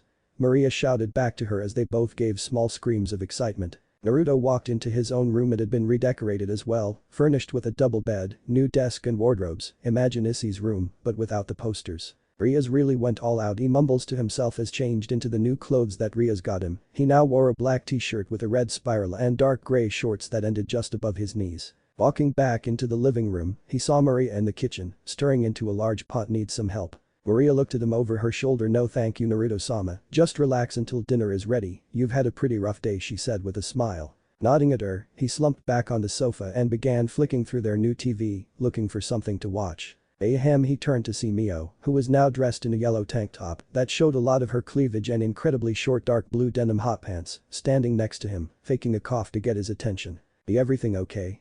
Naruto asked while struggling not to check out the pigtailed retweed. Can we talk? In private? She asked. Nodding at her request, the two moved towards Naruto's room, inviting Mio in. Naruto gestured for the girl to take a seat on his bed, which she did. Everything okay? He asked as he sat beside her, the bed dipping at his extra weight. I should be the one asking you that, Mio said while looking at him in concern. What happened today? Naruto sighed as lay back on the bed with his arms folded behind his head. No idea, those hallucinations were crazy. Everything seemed so real after what the Darkling had said. He had no choice but to lie to the girl. Mio's eyes became hidden from her bangs. I'm sorry, she said as she clenched her fists. Naruto looked at her in confusion. The school nurse said that your collapse was caused by stress, and with you helping us, giving us a place to stay and even putting your neck on the line with Rias senpai for us, I thought that we were the cause of it, she said as tears dripped from her shadowed eyes. Unknown to the two, Maria was listening into their conversation behind the door. Naruto sat up and placed a calming hand on her shoulder. Hey, you guys haven't caused me any trouble or stress at all. Besides, having you guys here is nice. It makes this place feel less like a house and more like a home, he said soothingly. Mio looked at him with surprise, while the hidden Maria smiled at his words. You make it sound like we're a family or something, Mio said, laughing slightly as she wiped her eyes. Naruto blinked as he remembered something from this morning. Oh, that's right. My hallucination of you called me Ani-chan, hahaha, really threw me out of the loop. I did, I did call you Ani-chan, Mio said with a deep blush as she looked at him. She started stammering as she spoke again. BB, but it wasn't on purpose. It was our Rias senpai's fault. Flashback, advice? Mio asked as she and Rias made their way to her classroom. Rias nodded at Mio with a smile. That's right, like I said yesterday, both you and Maria-san are under my protection while you here in Kao, but I would rather not have whoever is hunting you causing trouble in my town, Rias said as they neared the classroom. Mio nodded in understanding. So what do you want me to do? She asked. Try to keep a low profile if you can. Whoever is hunting you is looking for Naruto Mio, so Naruto Mio needs to disappear for the time being. Do you understand what I'm saying? Rias asked as the two arrived at Mio's classroom. Mio looked at Rias with a giant question mark hovering over her head. Not that Rias could see it. I think so. She answered uncertainly. Rias smiled knowingly at the younger Reed. I'm sure you'll figure out what I mean. Now, like I said before, you'll be in the same class as one of my servants, Kaneko. She is the small cute white-haired girl. She's already aware of who you are, so if you need anything, you can ask her, Rias said, at which Mio nodded. Great. Good luck and I'll see you later, okay. Rias left Mio at the door of her classroom. Mio watched as Rias disappeared down the school's hallway, probably heading to her own class. Taking a deep breath, Mio knocked on the door. After a few seconds she heard the feminine voice of her teacher call her in. Opening the door, Mio walked into the class to see her new sensei. Another transfer student so soon. Well, come on in and introduce yourself, the teacher said uncaringly. Mio nodded and moved to the front of class. She felt the stare from the sea of eyes before her, but Mio had experience with this from her old school, so with a smile she introduced herself. Hello. My name is Naruto. Mio needs to disappear. Ria's words echoed throughout Mio's mind, causing her to halt her introduction. Her senpai's words finally making sense to her. Rias was trying to tell her to be someone else. You alright, Oju-san? Her teacher asked, shaking her from her thoughts. Mio lied. She didn't know what to do. She didn't have enough time to create a fake identity or to even build a tall tale about who she was. Mio became nervous. The eyes of her classmates bored her, silently asking who she was. She couldn't help but let her eyes drift from student to student, trying to figure out what to say to them. Hang on. Mio looked at her classmates again, each one of them different from the last, but some of them had features that had a calming effect on her. Some of them were laid back. Some of them had blue eyes. Some of them had blonde hair. Some of them looked like kind people. These features only brought one person to mind, someone who had shown her nothing but kindness, someone who didn't even know and was willing to help her. Then my name is Uzumaki Mio, please treat me well. Mio bowed deeply to hide her burning face. Why did she do that? Why did she use her savior's last name? Alright then, Uzumaki, why don't you take that seat between Taoju and Nanaka, her sensei said. Mio nodded at her teacher. Looking at the empty seat, Mio saw two people sitting either side of it. On the right was a petite white-haired girl. Mio assumed this was Kaneko. When their eyes locked, Kaneko sent the taller girl a subtle nod to which she received back. The girl on the left of her desk had long blue-violet hair tied up in a ponytail with a white scrunchie and yellow eyes. The young girl sent her a welcoming smile to which Mio returned. Looks like she had found a possible friend. As Mio sat down at her desk, she missed the dangerous look that Nanaka sent to the daughter of Lucifer, which was quickly shifted back to a smile when Mio looked back at her. Flashback end. So let me get this straight, you've told everyone in your class that your last name is Uzumaki, Naruto questioned. Why yeah, when you were hallucinating, everyone found out that we had the same last name and assumed that we were siblings. I couldn't bring myself to deny it, that's why I called you Ani-chan in front of everyone, Mio said shamingly. Naruto just chuckled at the redeed, throwing his arm around the girl's shoulder, pulling her into a side hug. Guess I need to get used to having an Amato, ha, he said while giving her teasing grin. Mio blushed slightly as she squeaked from the blonde's action, why you're not mad. Nah, you said it yourself right. We're family. His grin settled into a soft smile. Mio stared at Naruto for a moment, her eyes widening, while her face got redder. Pushing the blonde away, she quickly backed away from him. DD, don't get the wrong idea. I only called you that to keep my cover. Mio screamed at the blonde, her voice cracking from her flustered state. Mio's eyes widened further in horror. She turned to Maria leaning against the doorframe, smiling evilly at her. To think that Mio-sama had these types of fantasies about Naruto-sama. How long before you turn this into a forbidden romance? Maria asked cheekily. Maria, said girl sprinted away from the raging redeed that chased after her. Naruto watched as the two ran around the apartment, laughing as they did so. While she was running, Maria begged the blonde to save her. Naruto-sama, help. Don't just stand there. Save me from you, Amato. You brought this on yourself, Hirochibi. Naruto laughed. Besides, you're a part of this family too, right? Maria looked towards the blonde as she slowly came to a stop, understanding what the blonde was implying. She smiled brightly at him. Hi. Gotcha. Wah. Naruto grimaced as he watched a smiling Silverette get tackled by the raging redeed. Ooh, that's gotta hurt. I'm Skip. The next day. Honestly, it's disgusting. No, it's not, you just don't know good food. Eating instant ramen for breakfast isn't healthy, Naruto. Naruto and Mio, who were currently walking to school, were arguing about the blonde's diet. After cleaning up the mess from the girls last night, the three had a relatively peaceful night. They watched TV, chatted about the day they had at school to Maria, then turned in for the night. The two had woken up to Maria, making them bentos, though Naruto had a few words for her when he found her trying to sneak Mio's panties into his food. When Mio came out the shower, she found Maria tied up while Naruto was inhaling his favorite food, ramen. They had been arguing about it since they had left home. Right now they were walking through the park, meaning they had been arguing for the past 20 minutes. Well, I've been eating ramen for years and I feel fine. He argued back. Breakfast, got it. Mio growled threateningly. Naruto stuck his tongue out at the girl when he thought she wasn't looking, but when Mio started cracking her knuckles, he knew he had been caught. Naruto held his hands up in surrender. Alright. I won't eat ramen for breakfast, happy. Humph. Mio huffed as she turned away from him. The two continued on their way when "Ahhh," cried a sudden feminine voice. Naruto looked over to see a girl lying on the ground after tripping on something. Are you alright? Asked the blonde as he ran over to help the girl up with Mio trailing after him. Yes, thank you. Replied the girl with a polite and soft voice. The girl had long blonde hair and emerald green eyes and was quite cute in Naruto's opinion. She was dressed in a nun's clothes, which was odd considering her young age. Mio was instantly on guard, not that Naruto noticed, she knew from the girl's outfit that she was a member of Underworld's #1 enemy, the church. The daughter of Lucifer saw no malice in the girl's eyes though, which she found quite odd. Surely this nun could sense their demonic power. Mio's eyes drifted over to the girl's bags, travel bags to be exact. Are you a tourist or something? Asked Mio as she picked up the fallen bag from the ground and handed it back to the girl. The blonde girl smiled shyly and nervously poked her fingers together. Can you please help me, I'm lost. Sure, where do you need to go? Naruto asked the cute nun. Oh, thank you so much. I've been wandering around all morning trying to find the church in this town, the girl said thankfully. You Naruto. We really don't have time, school's about to start, Mio said urgently, hoping the blonde would get the message. School, Shmuel, who cares if we're a few minutes late, he shrugged. Damn it, you baka.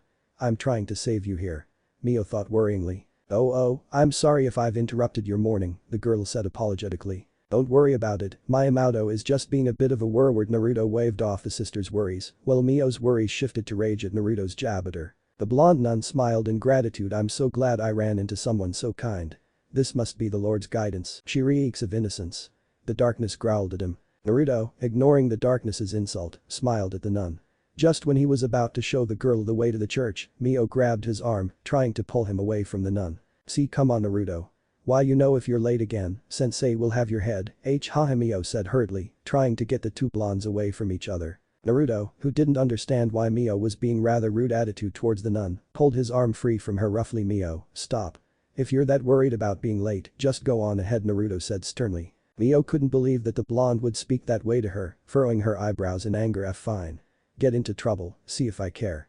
She shouted as she stomped off angrily, away from the two. Oh dear, I'm sorry I caused you and your sister to argue, the nun said as they watched the girl leave. Don't worry about it, she gets like that sometimes, she'll be fine once she's cooled off, Naruto explained to the girl. She nodded slightly, trusting the blonde's word. The church is about a 10-minute walk from here, so we'll have you there in no time at all. Naruto grinned at the girl, to which she smiled at the strange boy. The sister blinked when the blonde extended his hand towards her. You've been looking for the church all morning, right? Let me carry your bag for you. Ah, that's alright. You've already helped me so much by showing me the way to the church, the nun tried to decline. You're tired, you've been swapping your bag from hand to hand for the past few minutes, Naruto said as he took the girl's bag for her. The nun blinked, she hadn't even noticed she had been doing that, she smiled at the kind boy. Thank you. As the two walked through the park, they heard the cries of a child, they both turned to see a small boy on the ground, holding his scraped knee. Naruto wasn't surprised when the nun ran over to the child, he'd pretty much expected her to do so. Walking over to the two, Naruto heard the sister comforting the kid. There, a big boy like yourself shouldn't be crying over a scraped knee. No, what surprised Naruto was the girl's hands, which were hovering just above the boy's wound, glowed a bright calming green light. Naruto blinked, not believing his eyes, as he watched the child's wound fade away like it was never there. There you go, all better, she smiled once her work was done. The boy looked at his knee in awe, he stretched out his leg slightly and smiled when he felt no pain. Thank you, knee-chan. The boy shouted as he ran back over to the playground. Asia blinked owlishly, she turned towards the taller blonde. What did he say? She asked questioningly. Now Naruto looked confused. He said thank you, knee-chan, did you not hear him? That was weird, Naruto had heard him perfectly fine. I don't speak Japanese, so I've been having a hard time adjusting to the language. I'm glad I met someone like you who can speak Italian, the sister said while smiling happily. Ah, I see. Wait, go back. What do you mean speak Italian? We're speaking Japanese, Naruto asked in confusion. The nun looked at him slightly startled. And no. We've been speaking Italian this whole time. I was honestly surprised to hear both you and your sister speaking it so well. You both have a very good grasp of the language, she said quite happily. So Mio had been speaking Italian too. Was this another devil power? The ability to speak foreign languages without realizing? Meh, not the worst power to have. Oh, yeah. Sorry, it's been so long since I heard someone speak Italian, I guess I didn't even notice that I was. Naruto scratched his head nervously, silently hoping the sister wouldn't press him. Luckily the shorter blonde didn't seem to notice his nervousness. It's wonderful, isn't it? When two people from different lands come together under the Lord's guidance, the girl smiled brightly at him. Naruto stared at the smiling nun, slightly baffled by how devoted she was to God. Before his devil life, Naruto was an atheist, he didn't believe in God. To be completely honest, he hadn't given any thought to the Almighty at all during his human life. But since he was a devil now, he guessed the thought of something like the actual Almighty wasn't as ridiculous as he once thought. Still though, even if hadn't believed, he would never ridicule someone's passionate beliefs. You're a really nice person, ain't you, Naruto stated with a smile, only for an uncomfortable feeling to pass through him when he noticed the silver cross hanging around her neck, causing him to shy away while the girl looked at him in confusion. The two continued their walk to the church, chatting as they did so. You know, you surprised me when you healed that kid, is that like a special trick you learned as a nun? Naruto asked. Oh no, it's a wonderful gift that I received from God, the nun said while smiling, though Naruto noticed her expression shifted from a happy smile to a more downcast expression. Yes, a wonderful gift. He was about to question her when the sister suddenly spoke out. Ah.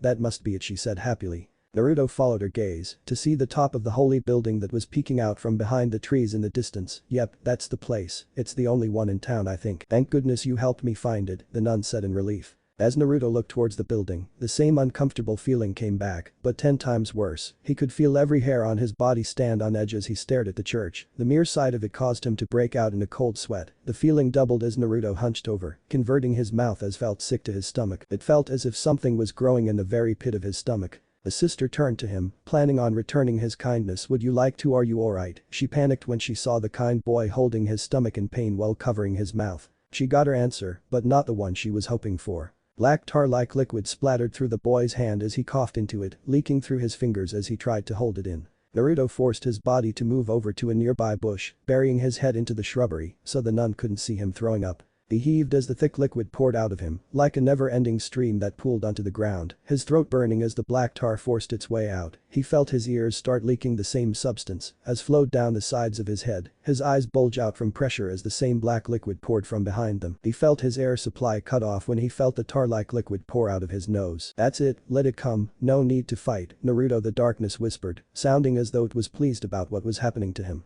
His head felt like it was about to explode, the amount of pressure building in his skull was too much, like a balloon that was about to burst. The pain was incredible, he felt a burning sensation so strong it was as if his very flesh and blood were on fire, the lungs themselves felt like they were melting away into nothing. Naruto's bones were freezing, his legs and arms still shivering. Naruto reflexively struggled against the pain, despite the darkness's words, he could feel the growing pressure building in his throat as the tar-like substance thickened. "I'm dying. I can't breathe. For the love of God, help me. Please." Even the pain of taking the Lord's name in vain didn't even come close to the agony he felt at the moment. The darkness refused to answer him, too busy relishing in its host's agony. "Please. Please just make it stop." The warm pleasant feeling spread across his back, the pain fading away quietly, the pouring black vomit slowed greatly like it was finally coming to an end. Every single inch of Naruto's body tingled in pleasure from the warm feeling. He coughed, the last remnants of the liquid forced from his throat, fresh oxygen filling his deprived lungs. As he gasped the air in, he felt a small hand lay on his back, rubbing him gently. "Are you alright?" he heard the nun ask him. Barely managing a nod, Jay coughed. "Jay, just give me a minute," he said in a hoarse voice while wiping his mouth. HM soon, the darkness whispered gleefully to him. After taking a few deep breaths, Naruto raised his head, letting his face bathe in the shining sunlight as the remnants of the black liquid dissipated in dark smoke. Naruto shakenly turned towards the nun, stumbling slightly as she helped steady him. "Sorry," he mumbled. The smaller blonde shook her head furiously. "Don't apologize, I'm just thankful that I was able to help you." Naruto looked at her questioningly, before remembering what she did for the young boy. "That feeling, that was you?" She nodded with a slight smile while poking her fingers together nervously. My gift doesn't work on illnesses, only physical wounds, but I thought it might be able to ease any pain you were feeling." Naruto clasped his hands with her. "Thanks, you really saved my ass," he said sincerely with a bright smile, while the young blonde was a little taken back by the gratitude in his bright blue eyes. "Why, you're welcome," she said with a bashful look while staring at the ground. Letting her hands go, Naruto grabbed the girl's luggage and said, "Come on, it's not far now." The sister blinked before nodding at him as the two left towards the church. A small white puppy that had a red dog lead trailing behind it, attached at its collar, approached the very bush that Naruto had barfed in. The cute dog raised its hind leg to mark its territory. A thin, long leathery black tentacle shot out from the shadows, wrapping around the middle of the puppy. The poor creature didn't even have a chance to bark out in fright before being dragged into the shadows. From the outside of the still bush, the whimpering puppy's fear-filled whines could be heard, softly begging for help. The whole bush started shaking violently, the leaves rustling as the dog's whines shifted to aggressive growling and barking. For a solid 5 seconds this continued before the puppy released a heartbreaking cry, and the audible sound of something snapping happened at the same time. No movement came from the bush, even with the slight blowing of the wind, hardly disturbed it as a nameless woman neared it. She looked around the wide area. "Riku here, boy. Come to mama." The woman called out worryingly as she walked away, continuing to call for her dog. Had she stayed for a just moment longer, she would have seen the blood pooling towards the pavement from the bush. Back with two blondes, they were just about to enter the grounds of the church. The sister turned toward him with a smile on her face. "Thank you so much for helping me today. Would you like to come inside for some tea?" she asked with a hopeful smile. Naruto was about to accept the nun's requests when he felt himself becoming uncomfortable from the proximity of the church, like his devil senses were warning him to stay away. Go no further, Naruto, the darkness whispered in a serious tone. Naruto decided to listen to both his and the darkness's warnings. I would love to, but I've really gotta run or I'm gonna be late," he said in half-truth. The sister seemed saddened that he declined her invitation, but soon smiled. "I see. Then if you have any spare time, would you come to visit me at the church? It's been such a blessing to meet someone as nice and kind as you are, so soon after arriving in Japan." Naruto blinked at her request before nodding with a happy grin. "Sure. We can even hang out around town if you like," he said while giving her a thumbs up. The sister's smile widened considerably as she clasped her hand together in excitement. "That would be wonderful. It's a promise then," she said happily to him. "My name is Asia Argento, but please call me Asia," she said as she introduced herself to him. "I'm Naruto, Uzumaki Naruto. In Japan we say our last name first." Naruto-san. Asia tested saying his name while trying out the Japanese formality. "You don't need to use san with me, Asia, we're friends now, right?" Asia's eyes widened when she heard what the blonde had called her. Hi. The happiness in her voice was easy to detect. Placing her luggage down in front of her, Naruto started walking backs, away from her. "I gotta run, see you later," he shouted while waving. Asia smiled as she waved back at him. "Until next time." As Naruto started jogging away, he looked over his shoulder to see Asia still waving at him. What a nice girl. Scene change. Naruto's classroom. "Now if you can all turn to page." Knock knock. "Hi. The teacher called out as the door opened to reveal a sweaty Naruto who was breathing heavily as he slumped into the classroom. Well, look who finally decided to join us, his sensei said as he crossed his arms accusingly. Sorry sensei, Naruto said breathlessly, trying to catch his breath. I got held up, there was this tourist nun who got lost, and I helped her find her way. Okay, even he knew that sounded like a lie, even if it was the truth. The teacher shook his head tiredly. Come on Uzumaki, do you really expect me to believe? Sensei. The two turned to Nanaka, who had her hand raised as she stared blankly at the two. Uzumaki-san is telling the truth. Nanaka. The teacher looked at her in surprise. I saw Uzumaki-san this morning in the park on my way to school, and he was walking with a nun holding a suitcase. Naruto blinked in surprise, he hadn't expected his classmate to come to his aid, honestly, he was totally prepared to get detention for his tardiness. Their sensei sighed tiredly, honestly, if it was anyone, I would have called them a liar, but since it's you, Nanaka, it must be true. Go and take your seat Uzumaki, he said as he pointed towards the desk. Naruto hurriedly took his seat, but not before sending the light blue-haired a grateful look, to which she spared him a nod. Now then, will everyone turn to page 394, the teacher requested as turned back to face the board. Okay, so on this page we can see the word. What is it, Uzumaki? I don't have that textbook. Naruto scratched his head nervously with the hand that he had raised, as his sensei's eyebrow twitched violently. Alright, Nanaka, share with him. The girl nodded at his order. The girl moved her seat to the right side of his desk, splitting the book between them. Alright. So we can see that the word in English means Uzumaki, I swear to God. The teacher trailed off. Which page? His sensei stared at him for a moment, unblinkingly. He walked over to Naruto's shared desk, his hands gripping the sides of the desk tightly as he loomed over Naruto, eyes filled with nothing other than silent annoyance. Page 394. The sensei dragged each number out, pronouncing his words slowly. Nodding hesitantly nodded his head and quickly turned to the correct page. The teacher nodded in satisfaction. Moving back to the front of the class, happy that the class can continue right. So we can see the word in English means. The teacher was cut off once again as the school's chiming bell, indicating recess for the students. Said students quickly grabbed their belongings and left the classroom in haste, leaving their sensei standing there, blankly, completely alone, holding a textbook. I hate my job. Scene change. Club room. You will not go anywhere near the church again. Naruto could only gulp at the stern look he was receiving from not his master, but also from his self-proclaimed little sister. They were both standing side by side with their arms folded, in front of Ria's desk. The devils like us, the church is considered enemy territory, Rias continued. If someone like you or I were to step into the church, it would create a major incident that could cause the small moment of relative peace between angels and devils to become strained. It's also a good way to get a light spear to the heart. Even though he was on the receiving end of her harsh lecture, Naruto couldn't help the warm feeling that spread in his chest from the tone of worry that was laced in her voice. Don't you think you're overreacting just a little? I mean, you just said as long as I didn't go inside or do anything, then no problem, right? Naruto asked. Don't get him wrong, he knew from Ria's explanation about the factions that the current peace treaty was hanging by a thread, but it's not like he did anything wrong. If anything, he did something good by helping a nun. Overreacting? You think she's overreacting? Mio's temper finally burst forward. She stomped towards him. Do you even realize how much danger you were in? Just stepping a foot inside that church would have signed your death and caused another war. Millions if not billions of lives would be lost if that happened, and all of that blood would be on your hands. Naruto felt the darkness's vicious chuckle echo throughout his being. He has signed your death. Let them try. Let's do the war thing, though it sounds fun. Now's not the time, buddy.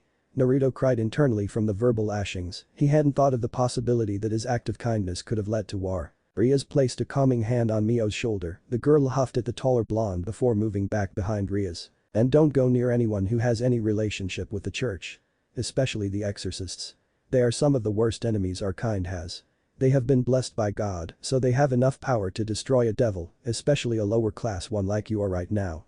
If a devil were to be hit by their divine powers, they would be completely annihilated, with no hope of ever being reincarnated. Hearing this, Naruto instantly objected. What? No way. I made a promise to Asia that we would hang out. Ria's eyes narrowed dangerously. Naruto, I'm ordering you to stay away from the nun. I am your master, and you will obey my orders. Excuse me? The darkness growled out, its anger spreading into Naruto's own. The two redeeds were surprised when the lighting started flicking, from the flickering candles to the dimming of the lamps. Naruto was angry. No, anger wasn't even the word for the burning rage that flowed through his veins. This girl, this pompous rich girl, thought she could dictate his life. Pick who he can be friends with. You don't get to decide who my friends are, Naruto challenged as he stepped up to her, his taller form towering over hers. Ria's eyes widened slightly at his defiance, but she didn't back off. In fact, she stepped up to his challenge. "You are my servant, Naruto," Rias told him as her eyes narrowed with a faint red glow, the air around her becoming heavy from the presence of her superiority. "I'm not your slave, Rias," an eerie faint orange glow shined from under his own narrowed eyes. Mio looked between the two, worried that the situation might be escalating too heatedly, quickly putting herself between the two, trying to stop them by pushing them apart. "Guys, stop. You two are friends for Mayu's sakes." Naruto and Rias both lost their challenging looks as they stared at the pleading eyes of the young devil hybrid. Naruto was the first to cave, "Sorry," he mumbled out to his adoptive sister. "I apologize, Mio-chan, I didn't mean to cause you any distress." Rias smiled apologetically before turning her attention back to Naruto, "But I stand by my words, Naruto, stay away from the nun." Naruto gritted his teeth in anger whatever he said as he stormed off. At that moment Issei entered the room. "Hey guys. What the plan for Tonai? What the hell, man?" Naruto shoved past the pervy teen as he left the room. Rias held her head as she sighed honestly, "That boy." Issei rubbed his arm as he walked over to the two reeds. "What's up his ass?" Rias shook her head as she waved him off. "Nothing to worry about, get ready, Akeno has a request for us." Issei nodded and moved to the sofa. "Mio-chan, come with me." Mio followed the elder heiress out to the hallway. "Senpai." Rias turned to face her kohai. "I need you to do me a favor." Scene change, tennis courts. Who the fuck does she think she is? After he left the club room, Naruto had spent the last few minutes raging at Ria's words as he wandered around with no destination in mind. Coming to a stop at the wired fence of the tennis court, he slumped down against them. "Why are you still here? With them?" "They are nothing." Naruto heard the darkness whisper to him, questioning him. I don't know, I feel like I owe them, that I owe her," he admitted. "Owe her? She did save my life, you know." Naruto didn't like the vicious chuckle that escapes the entity. "She saved you? She enslaved you?" Naruto. "She took what wasn't hers. She hasn't taken anything from me. Well, apart from my humanity." Naruto scratched the back of his as he spoke to his power. "No, she took you, stole you from me." The darkness growled out in spite. Naruto couldn't help but shiver from the possessive tone. "What are you talking about? I'm not an object or some possession to have. I don't belong to Rias, and I especially don't belong to you," he growled. The darknesses giggled insanely at his words. "No, Naruto, you are mine, you are nothing but my puppet." "The hell I am?" Naruto denied it with rage. "Uzumaki-san." Naruto jumped at the sudden voice of his classmate. "And Nanaka? What's up?"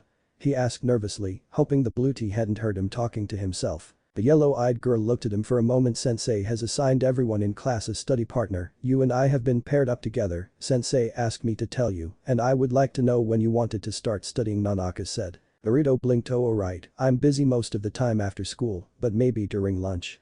he asked. Nanaka nodded. "Alright, I'll see you tomorrow then, Uzumaki-san," she said as she turned to leave. "You can just call me Naruto, Nanaka, I'm not one for formalities," he said with a friendly grin. Nanaka stared at him from the corner of her eye, nodding slightly. "Yuki." "Naruto-san, my name is Yuki," she said as she walked away. Naruto smiled slightly as Yuki faded from his view. He stayed there for a few more minutes before getting up. Taking a moment to look at the school, Naruto moved towards the gates, intent on going home to avoid his fellow devils, mainly one pureblood by the name of Gremory. With his hands stuffed into his pockets, Naruto left the school's grounds, unaware of a pair of purple eyes that were watching him leave. "Wanna get some ramen?"